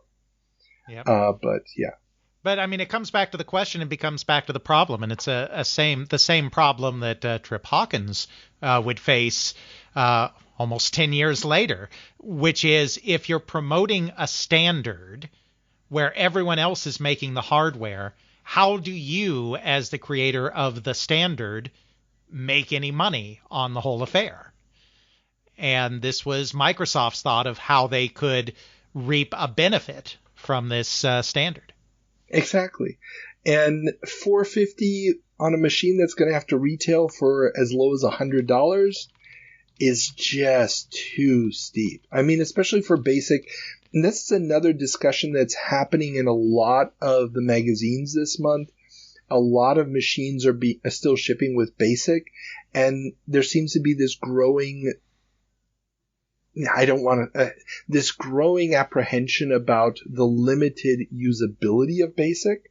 There's an article again in Personal Computer News in the UK where they're talking about the Commodore 64, which is starting to gain traction in the UK, and just talking about how, granted, it's Commodore BASIC, so it's still the old pet BASIC. It has its own issues, but there's really no point to using BASIC anymore.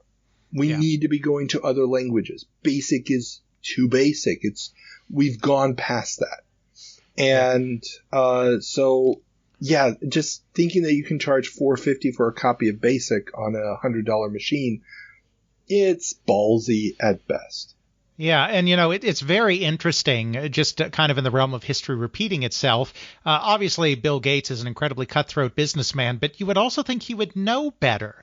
Because back when he first started making BASIC at Micro-Soft, there was a humongous controversy because MITS, makers of the Altair that they made the BASIC for, was trying to regain control of the add-on hardware market by essentially bundling BASIC with expansion boards and selling it standalone for a ridiculously high price to try to force people to buy the boards instead, which just led to rampant piracy of BASIC and Bill Gates' famous open letter to hobbyists about how dare you do this to those of us making this software.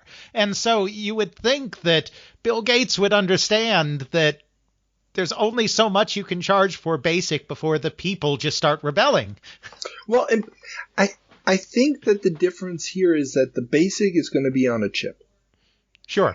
Which means he's not dealing with the pirates. And we will talk about piracy today. Oh, no. I know he's not dealing with the pirates. He's dealing with the manufacturers. But what I mean is he already has a past example of how overcharging for BASIC just doesn't work.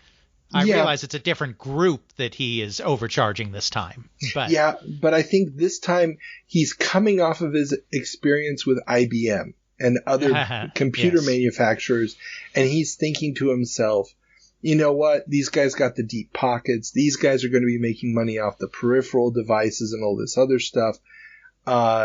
Shoot for the moon, settle for the stars or something. But yeah, you're right. I mean, it almost feels like they cut this deal a year and a half earlier when the MSX probably could have retailed for $250 or $300. Right. That's a good point too. This could be, another victim of these ongoing home computer price wars, quite frankly. Yeah, because there's no way that this deal wasn't in place right from the get-go of the MSX standard, and that's got to be 2 years earlier. There's no way that they got this whole project up and running in the last 6 months. And so, they thought they were probably going up against a $600 Commodore 64, not a $199 Commodore 64. Exactly. The Japanese are coming, so we must become the Japanese. Absolutely. And I'm going to switch these two around just to keep the MSX stories together. Go for it. I'm not skipping. Oh, yeah, sorry. That's my bad. And to round out our MSX news, a lot of it this month, JVC brings Laserdisc games to MSX. Oh, yeah. Now, this one's a very cool one. Victor Company of Japan has announced that their first foray into home computers, the HC7, an MSX-compatible system, will feature an additional overlay function allowing for computer-generated graphics to be overlaid over existing video inputs. This will allow for Laserdisc games to be played on the system like Data East's Road Blaster. Yeah, this is very cool, and certainly one of the questions the companies had to face at this time was if these Laserdisc games are really going to take over the arcade, how do we keep that home port money train rolling? Because that's a hard technology to emulate at this time for any kind of reasonable price. And JVC is one of the leaders in discs in Japan. It's Japan Victor Corporation. In fact, again, about 10 years from now, would partner with Sega, and they were actually the ones that provided the drives for the Sega CD. Ah, that is interesting. I mean, I've watched video of this, of Road Blaster playing on an MSX. So all the overlays, the cursor on the screen, all of that is happening through MSX graphics. Mm-hmm. And it's impressive. I mean, it's cool that they got this working on an MSX. It also shows just how basic a Laserdisc game really is, that MSX can play it without a problem. It's probably the only way to get a smooth scroll on an MSX. But love that. As someone who spent many, many hours playing on an MSX, oh yeah. There are many ways to have an epileptic seizure.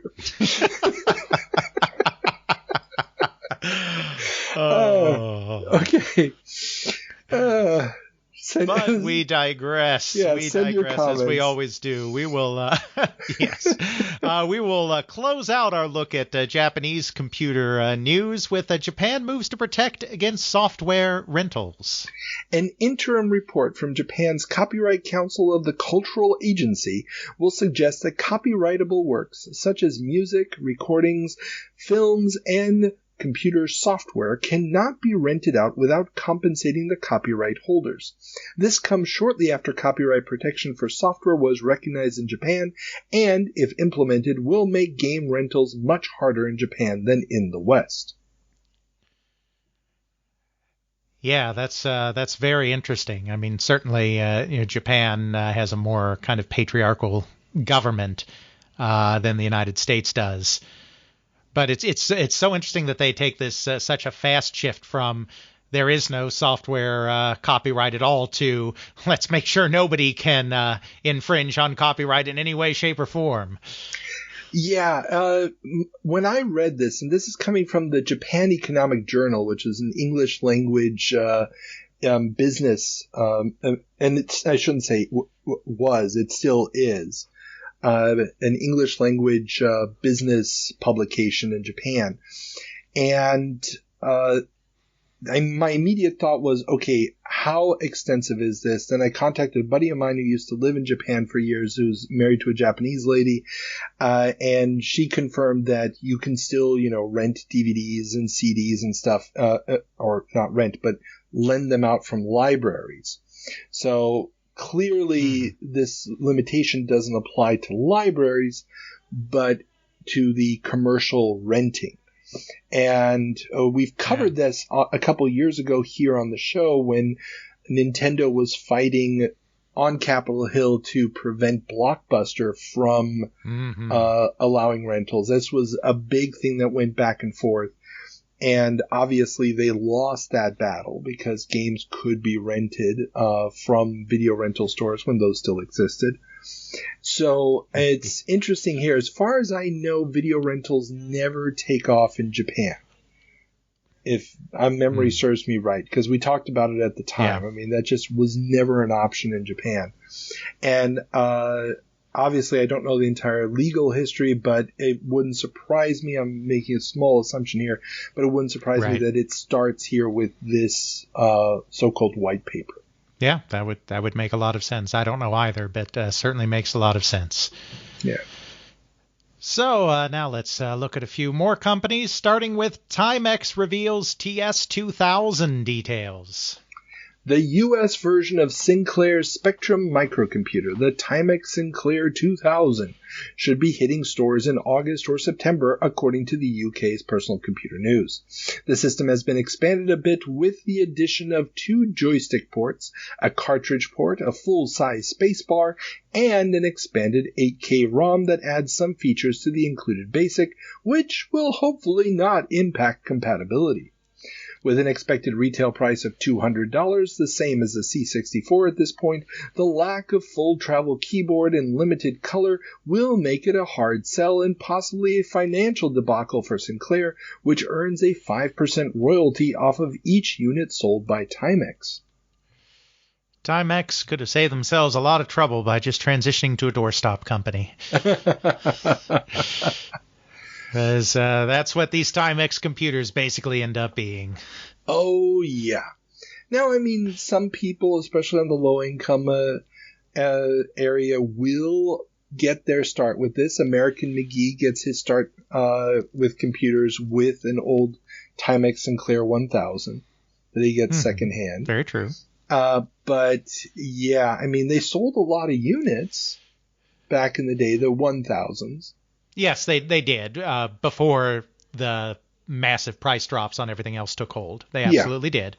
Which, if he still had if this 5%, and this was really the part that got me when I read this read about this, if he was getting 5% of those old Timex sales in the U.S., back when it was still $150 or even $200 machine, that would explain a lot of the financial results he was getting in England at the time.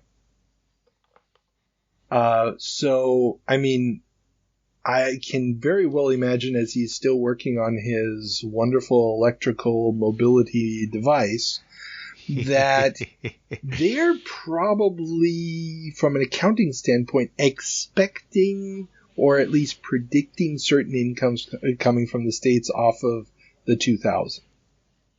Yep, hoping and praying. Hoping and praying, and they will not materialize. Number one, the basic changes are going to make software incompatible. So you're going to have to rewrite everything just to get this stuff working. And yeah, it's not going to be a competitive device with the C64. But that's okay. The C5 electric vehicle will still show up. It'll be fine. Oh, yeah, that's going to save him. Because everybody wants to travel to work while smelling the exhaust from trucks. Right in their face. In Smells the beautiful, like sunny English weather. Smells like victory.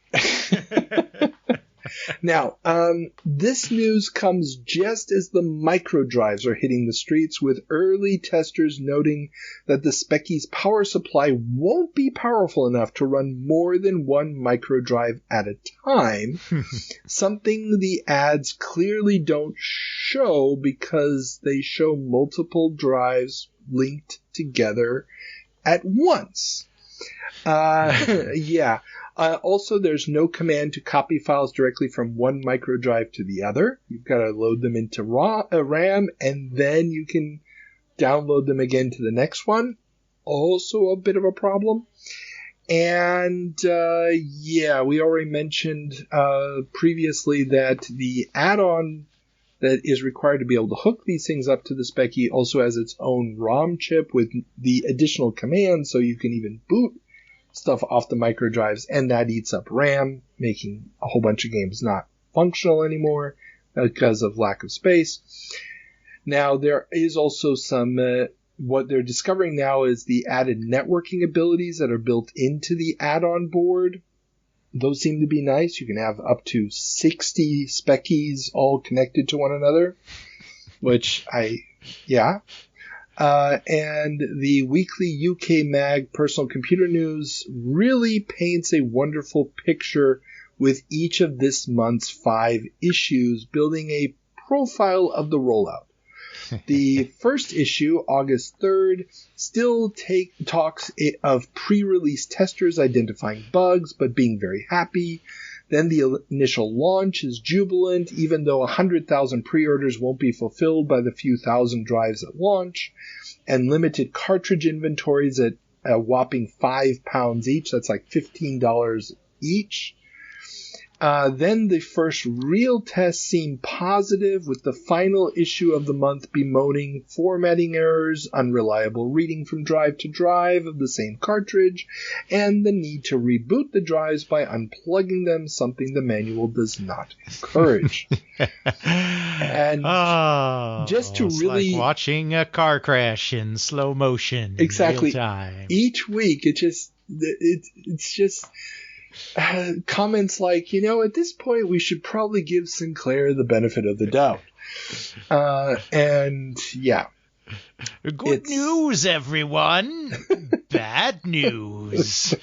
Yeah, the microdrive is not going to go down in history as a great success.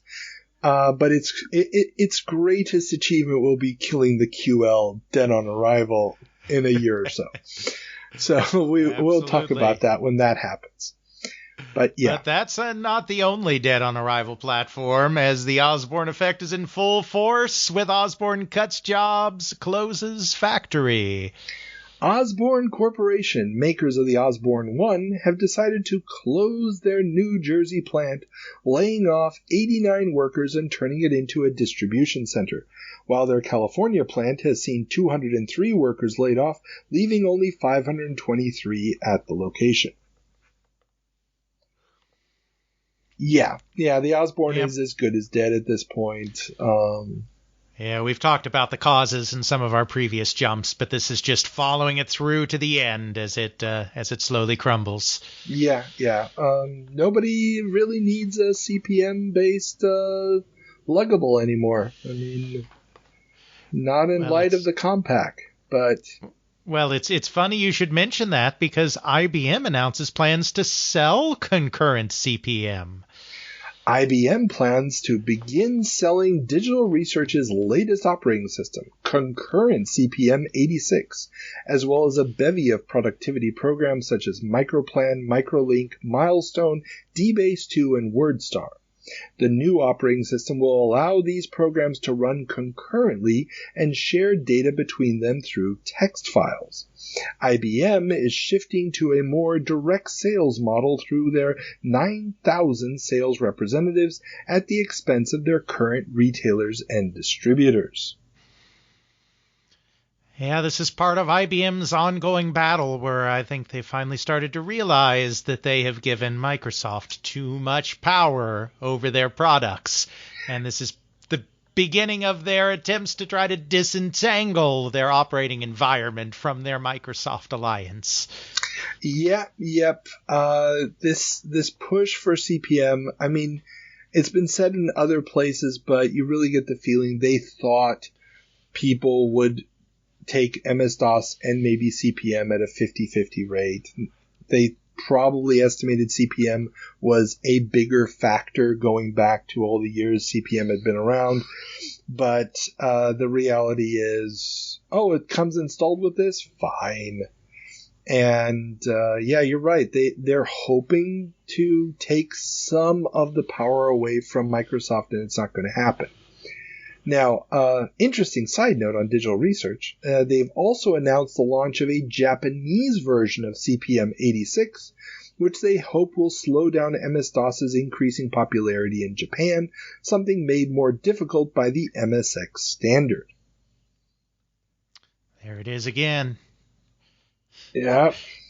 It's Microsoft is everywhere, and it's like... Please, this does Japanese.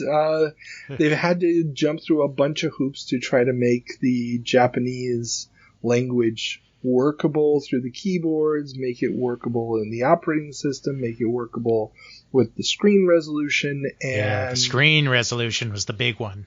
Even, I mean, not that those others weren't real hurdles, but the screen resolution was the big one. Oh yeah.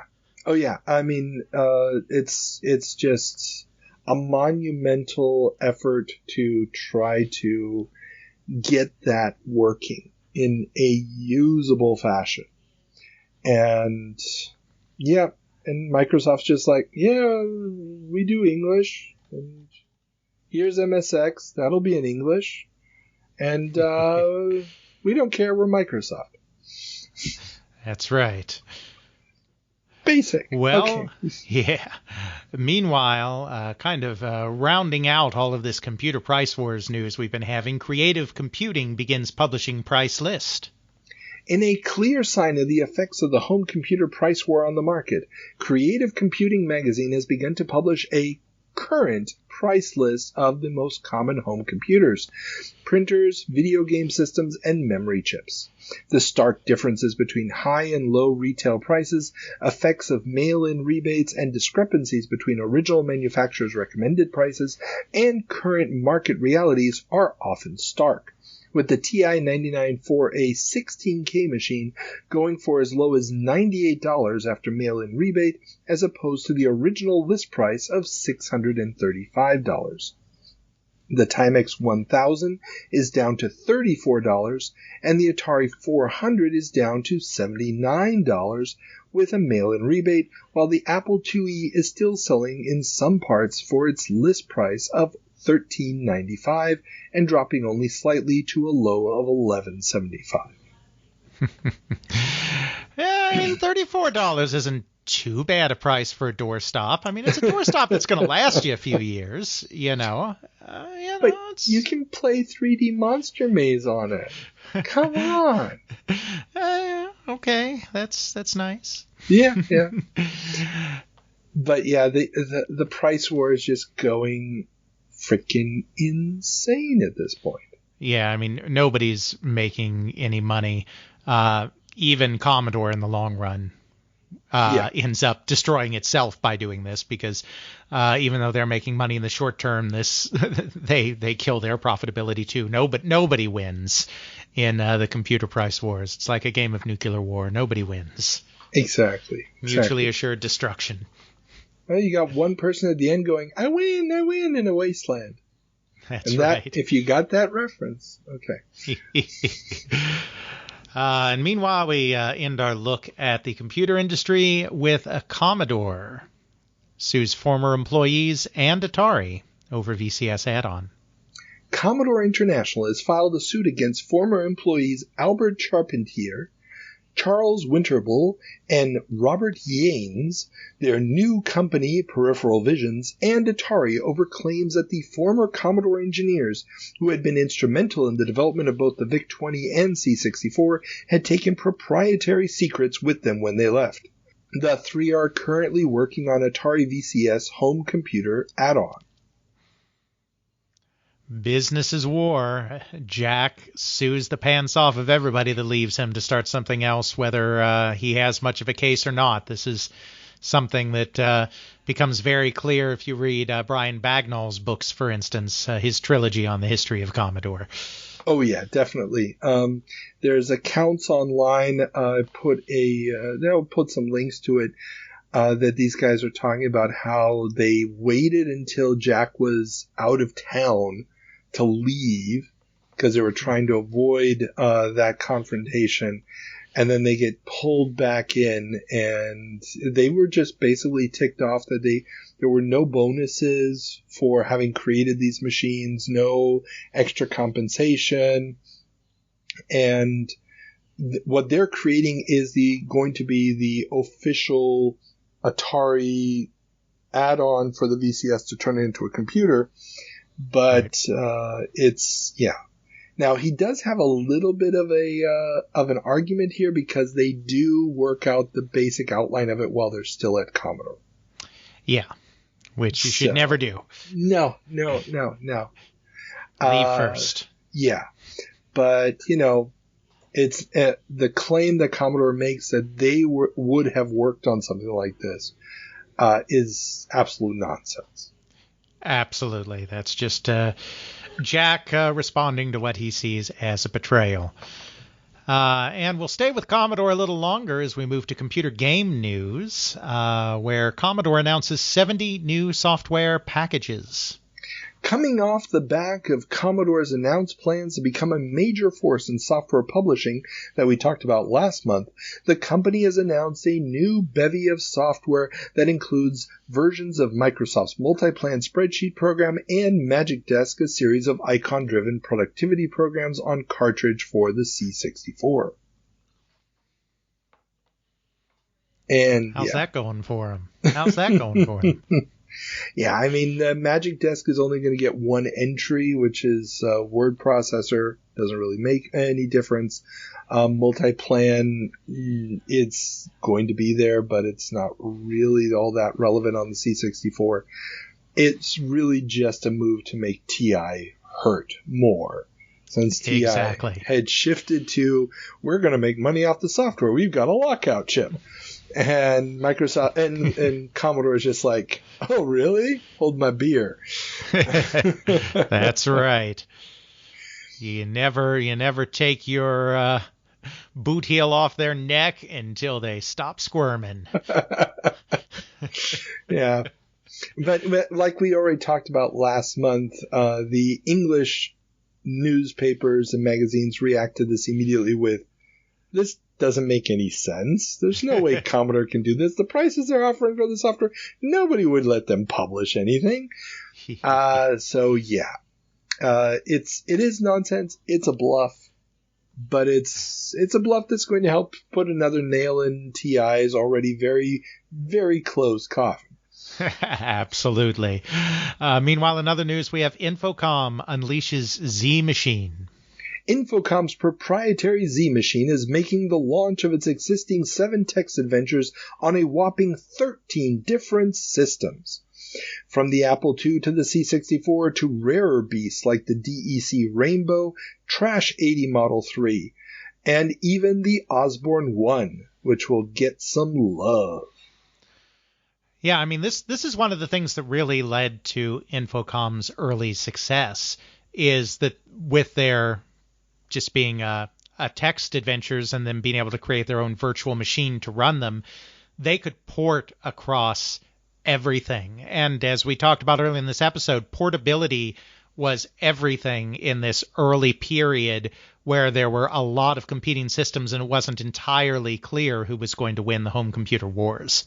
Oh, yeah, definitely. I mean, everything is moving so fast. If you need 6 months to make a game, you can't predict which platform is going to be the best one to do it on, and Infocom is very quickly building a reputation as such a quality provider of software, even though there's no graphics, it's just the text, so they are in a unique position to be able to exploit this. Absolutely. And also trying to exploit the home computer market is Activision, which lands on home computers. Activision's first home computer game, a port of the 2600 hit River Raid, has landed on the Atari 8-bits. This enhanced version adds new obstacles and improved visuals. They're doing their best to pivot. They do understand, and I've talked to Jim Levy, and he says that they were always planning to eventually pivot to computers, but that obviously the speed at which their other markets collapsed just completely surprised them. But they are trying to make that move right now, and it, as we'll see over time, it just can't make up for the fact that they have way too much console inventory that is just going to be an albatross hanging around their neck.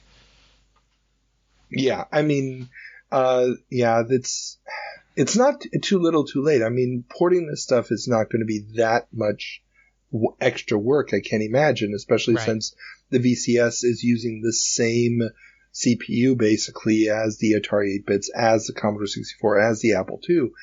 That inventory is just going to be the killer.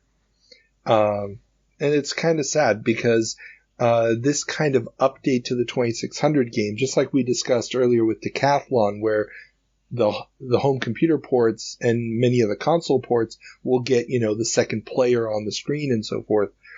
Those are the little extra bits that the 2600 just can't handle, regardless of how good the programmers are. Absolutely. And in other news, Epix announces Outside Studio. John Connolly, co-founder of Epix, will be heading up an external development house separate from the main Sunnyvale offices. This will, according to President and friend of the show Michael Katz, allow for more creativity in design. Yes, now this is entirely spin on what was a not in any way amicable split. Yes. As Mike put it in my interview, he needed to get rid of this guy who was just a geek who did not understand that action games were the future.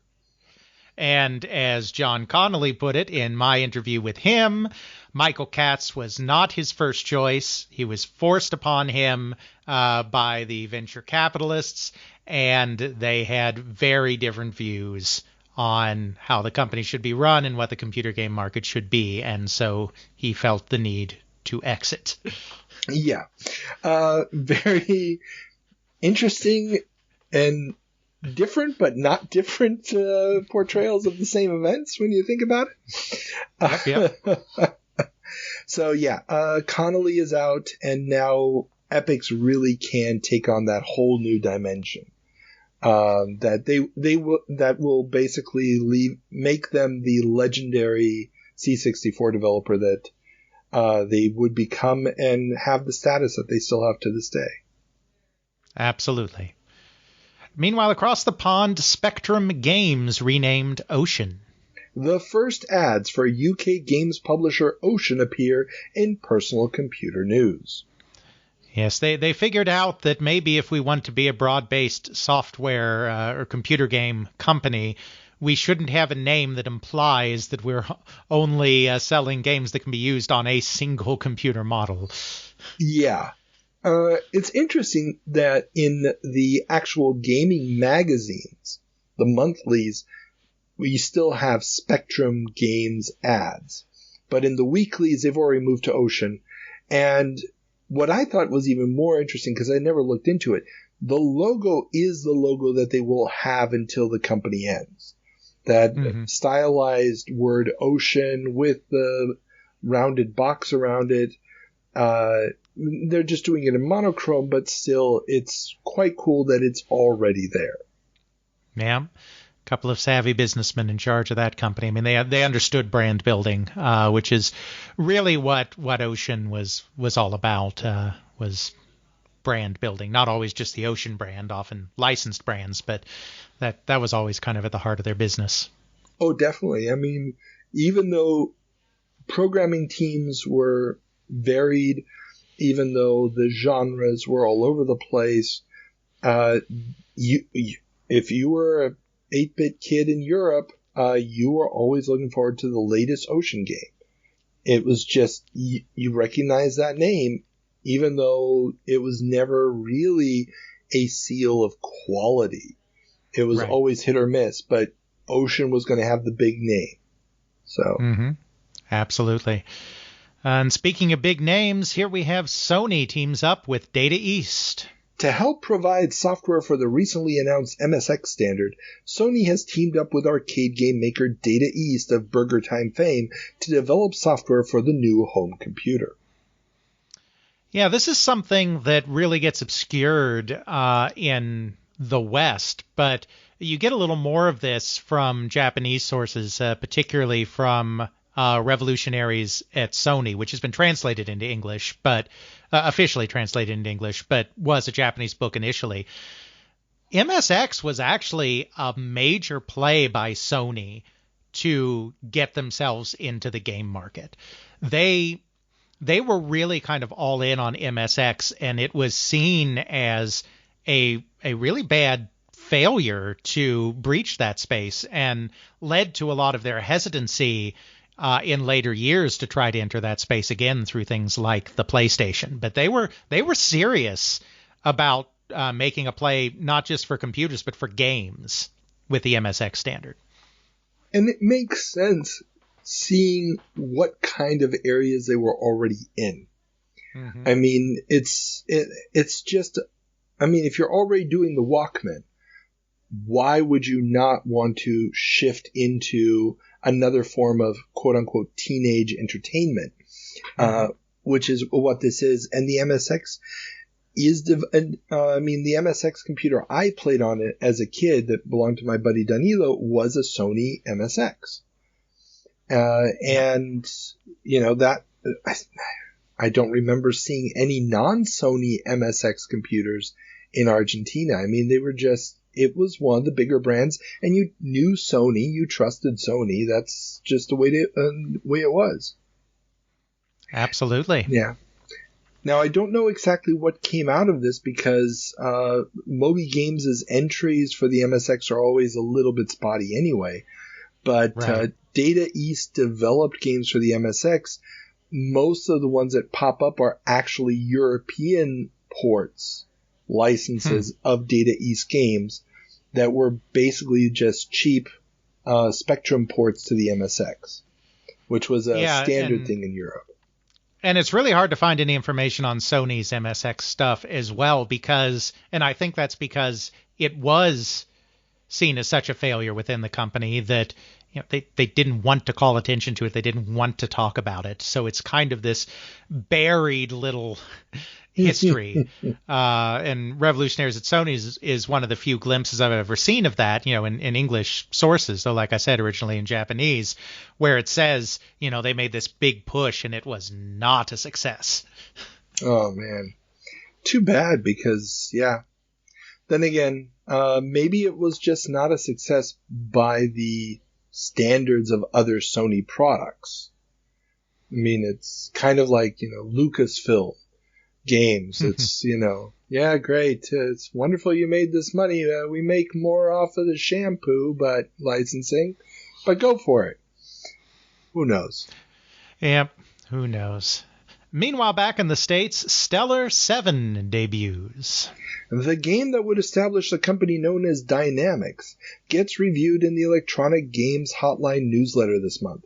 Still known as Software Entertainment, Damon Sly's first game, published by Jeff Tennell, will be the first of a long line of 3D vehicular war simulators to come from this friend of the show.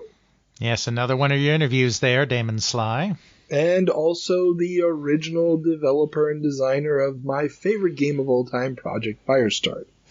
And did you actually get him to talk about Project Firestart? If you've listened to the interview, let me put it this way. I have. I'm just let me put it this way. You missed the first 15 minutes where I had to. Okay. I've only ever had to do this 3 times in my interviews, where before I recorded, I had to get my geek on and my fanboy out of me before I could interview the person.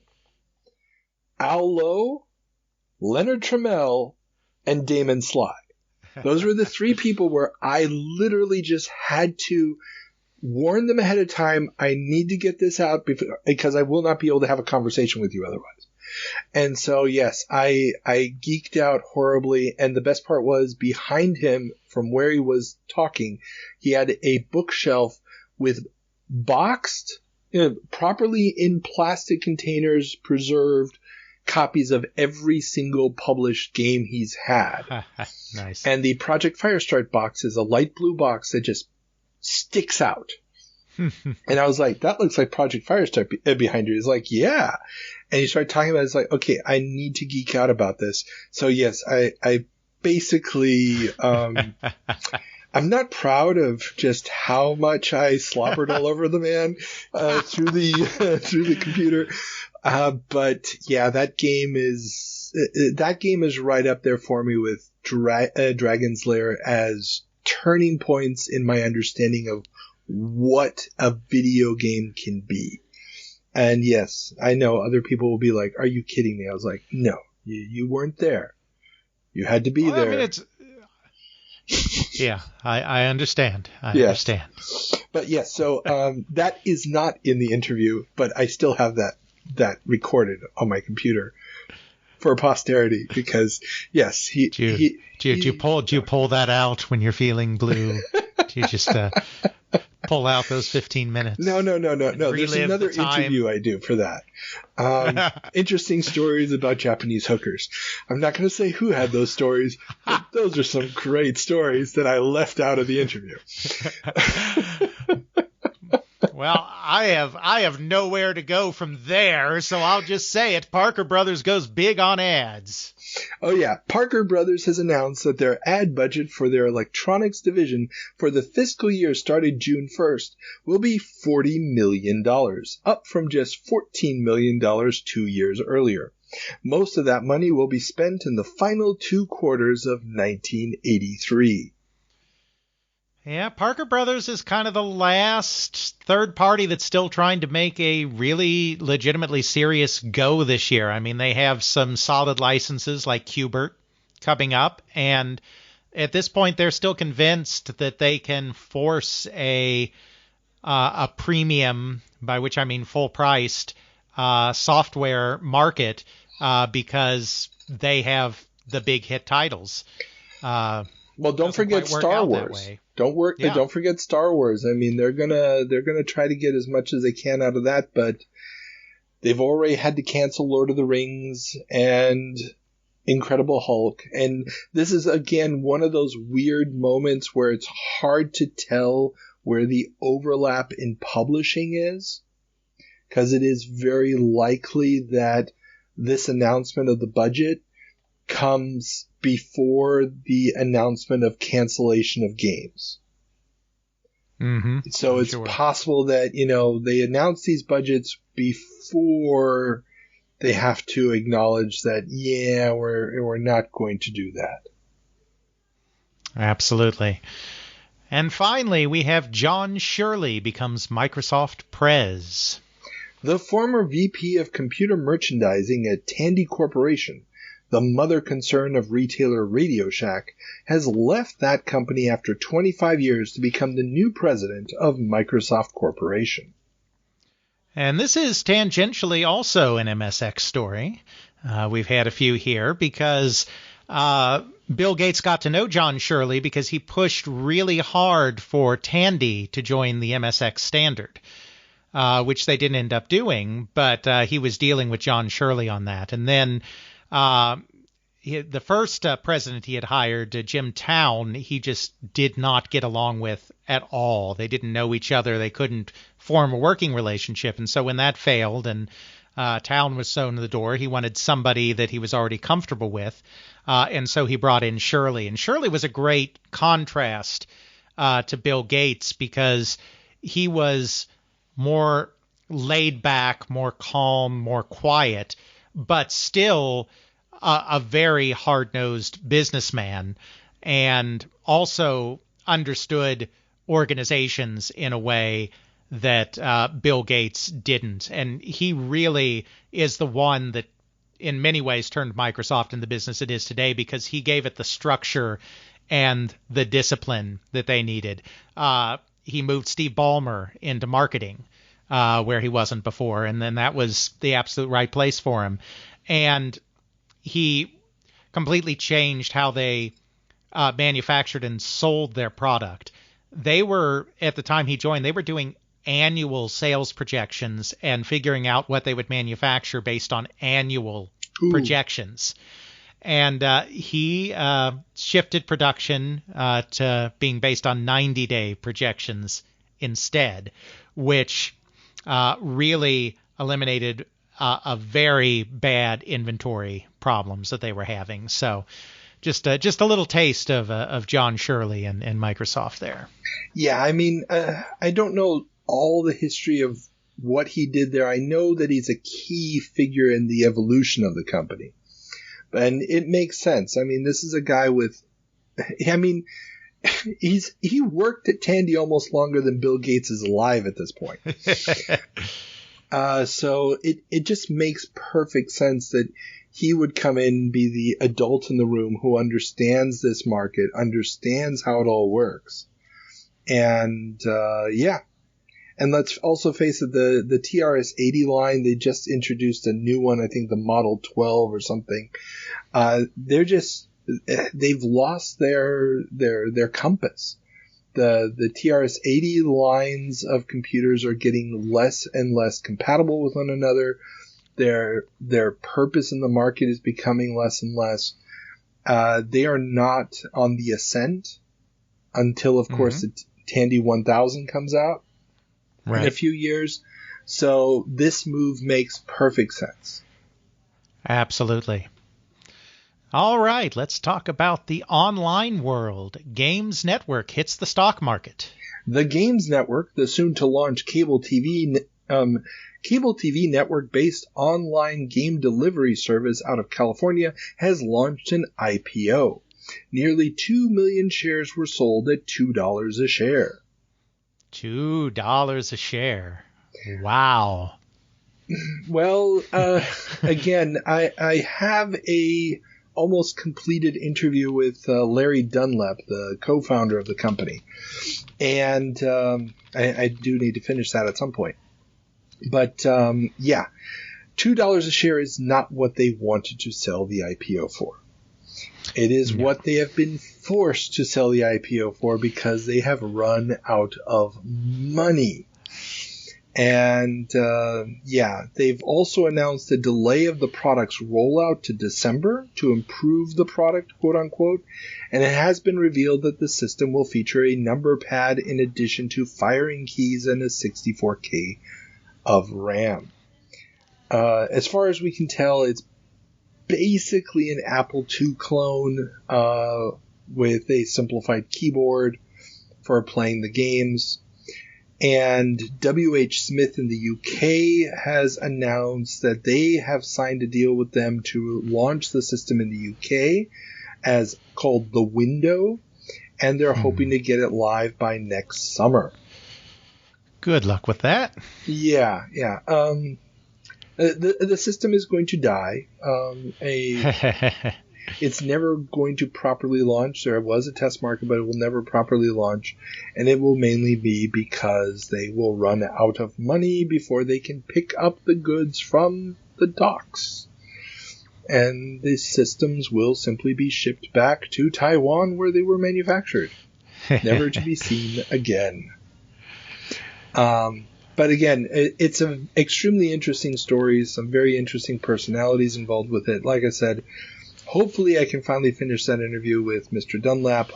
Otherwise, yes. I will have to just edit it and put it out the way I've got it. So, absolutely. But yes, lots of experiments going on in this area. And another one is a SoftTime TESS online distribution. SoftTime Inc. of San Francisco will be setting up its first SoftTime Express unit at a Computerland store. The machine is a terminal with a database of available software. The customer chooses the program they wish to buy, then said program is transmitted over telephone wires to the terminal and copied onto floppy disks. Doesn't sound like a great system for you impulse buyers out there. No, especially given modem speeds at the time and the ever-increasing number of disks you may need for a program. This is not going to go over well. I couldn't find a lot on SoftTime Express, except in 1984 there's going to be a bigger company that is going to go bankrupt and will list their investment in SoftTime Express as one of the main reasons for having to go into bankruptcy. So that's all I know about the future of SoftTime Express. And that's probably all we need to know. Meanwhile, BBSs bring out The Pirates. War Games, the hot new movie about a teenager hacking into a military computer and almost starting World War III, has focused more light on the increasing use of telecommunications for the illegal distribution of software, as this was Matthew Broderick's character's original intent when hacking the computer system. Forbes magazine, in a very staunchy conservative way, tackles this issue, describing how a game like EA's Mule can get passed around the country in no time through just a few postings to BBSs. Yeah, it's interesting that I haven't looked into this too thoroughly, but from a social history perspective, war games around that time, that's when we get the modern conception of the hackers, is basically from war games, because a hacker just used to be somebody who was really good at playing around with computer systems and could do all sorts of things. That might be breaking into something, but it could also just be creating space war. That's something that hackers did too. But, after war games, you definitely get this more sinister connotation where the hacker is always somebody that is breaking in and doing illegal stuff. Yeah, and I mean, most people, when they think back to hackers nowadays, they forget that was the whole purpose of him logging into the system. Mm-hmm.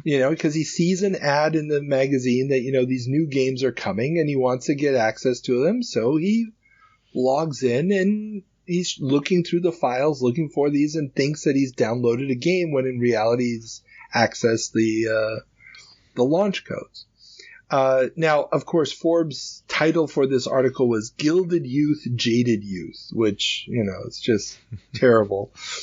Now, another related article in Computerworld magazine is the increasing potential of bulletin boards and online databases is getting more and more traction, with Computerworld talking about the potential to replace research libraries, or, as Forbes talked about, the ability to generate money through things like newspaper classified ads.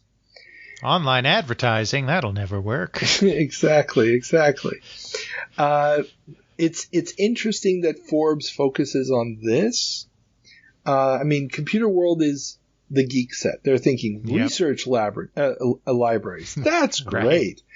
And Forbes is coming from the world of publishing. They know that American newspapers live off the classified ads. Yep. And if you can replace the classified ads with online ads, there's money there. You can do something with that, which is basically what eBay does. So, absolutely. Interesting. And we'll end our online look with a little interesting tidbit here. Microcom licenses MNP.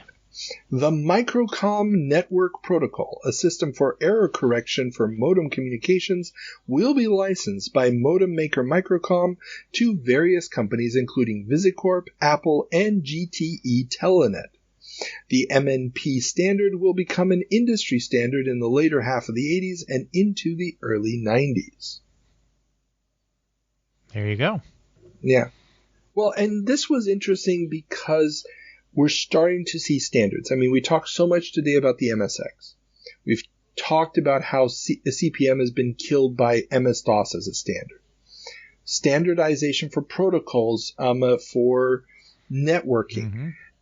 The introduction of all of these into this world of 1,000 different computer formats where if you don't have a Z machine, screw it, you're locked off, is going to really be the key to creating the world that we live in today, where, it doesn't matter who your manufacturer is, it doesn't matter what's going on.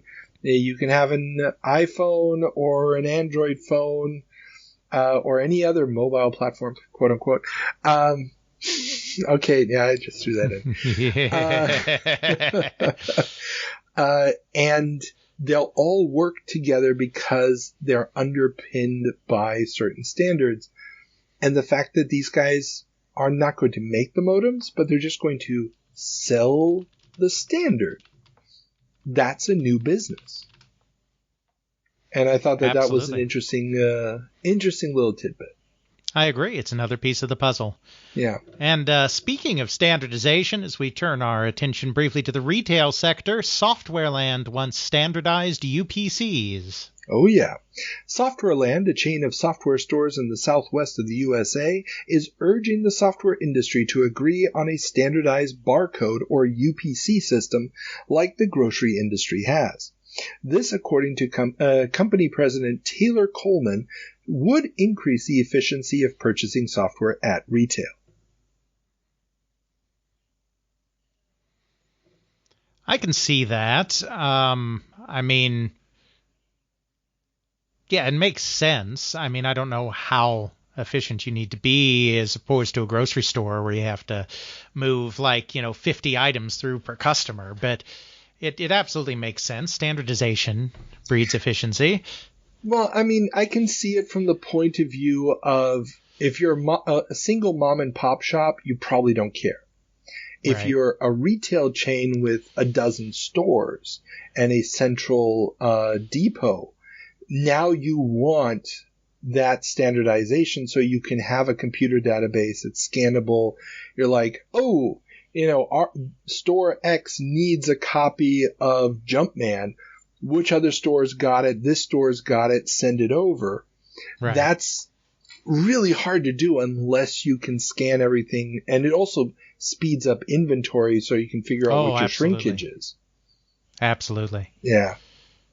Now, on a funny side note, because the name Softwareland sounds a lot like Computerland, and Softwareland is currently being sued and countersuing Computerland over the similarities in their names.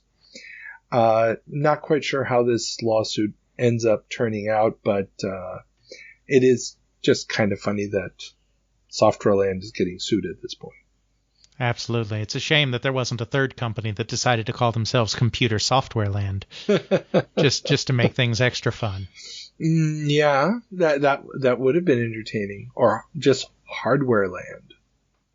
Right. Hardware Land. There you go. We've got That's Software true. Land, Hardware Land, Computer Land. There you go. We'll end with a couple of human interest stories here. First, the UK leads in computer adoption.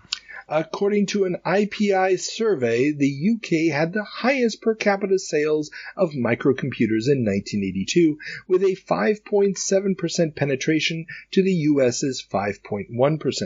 Germany and France both trailed with only 0.9% each. That Thatcher government push on computers is really paying off.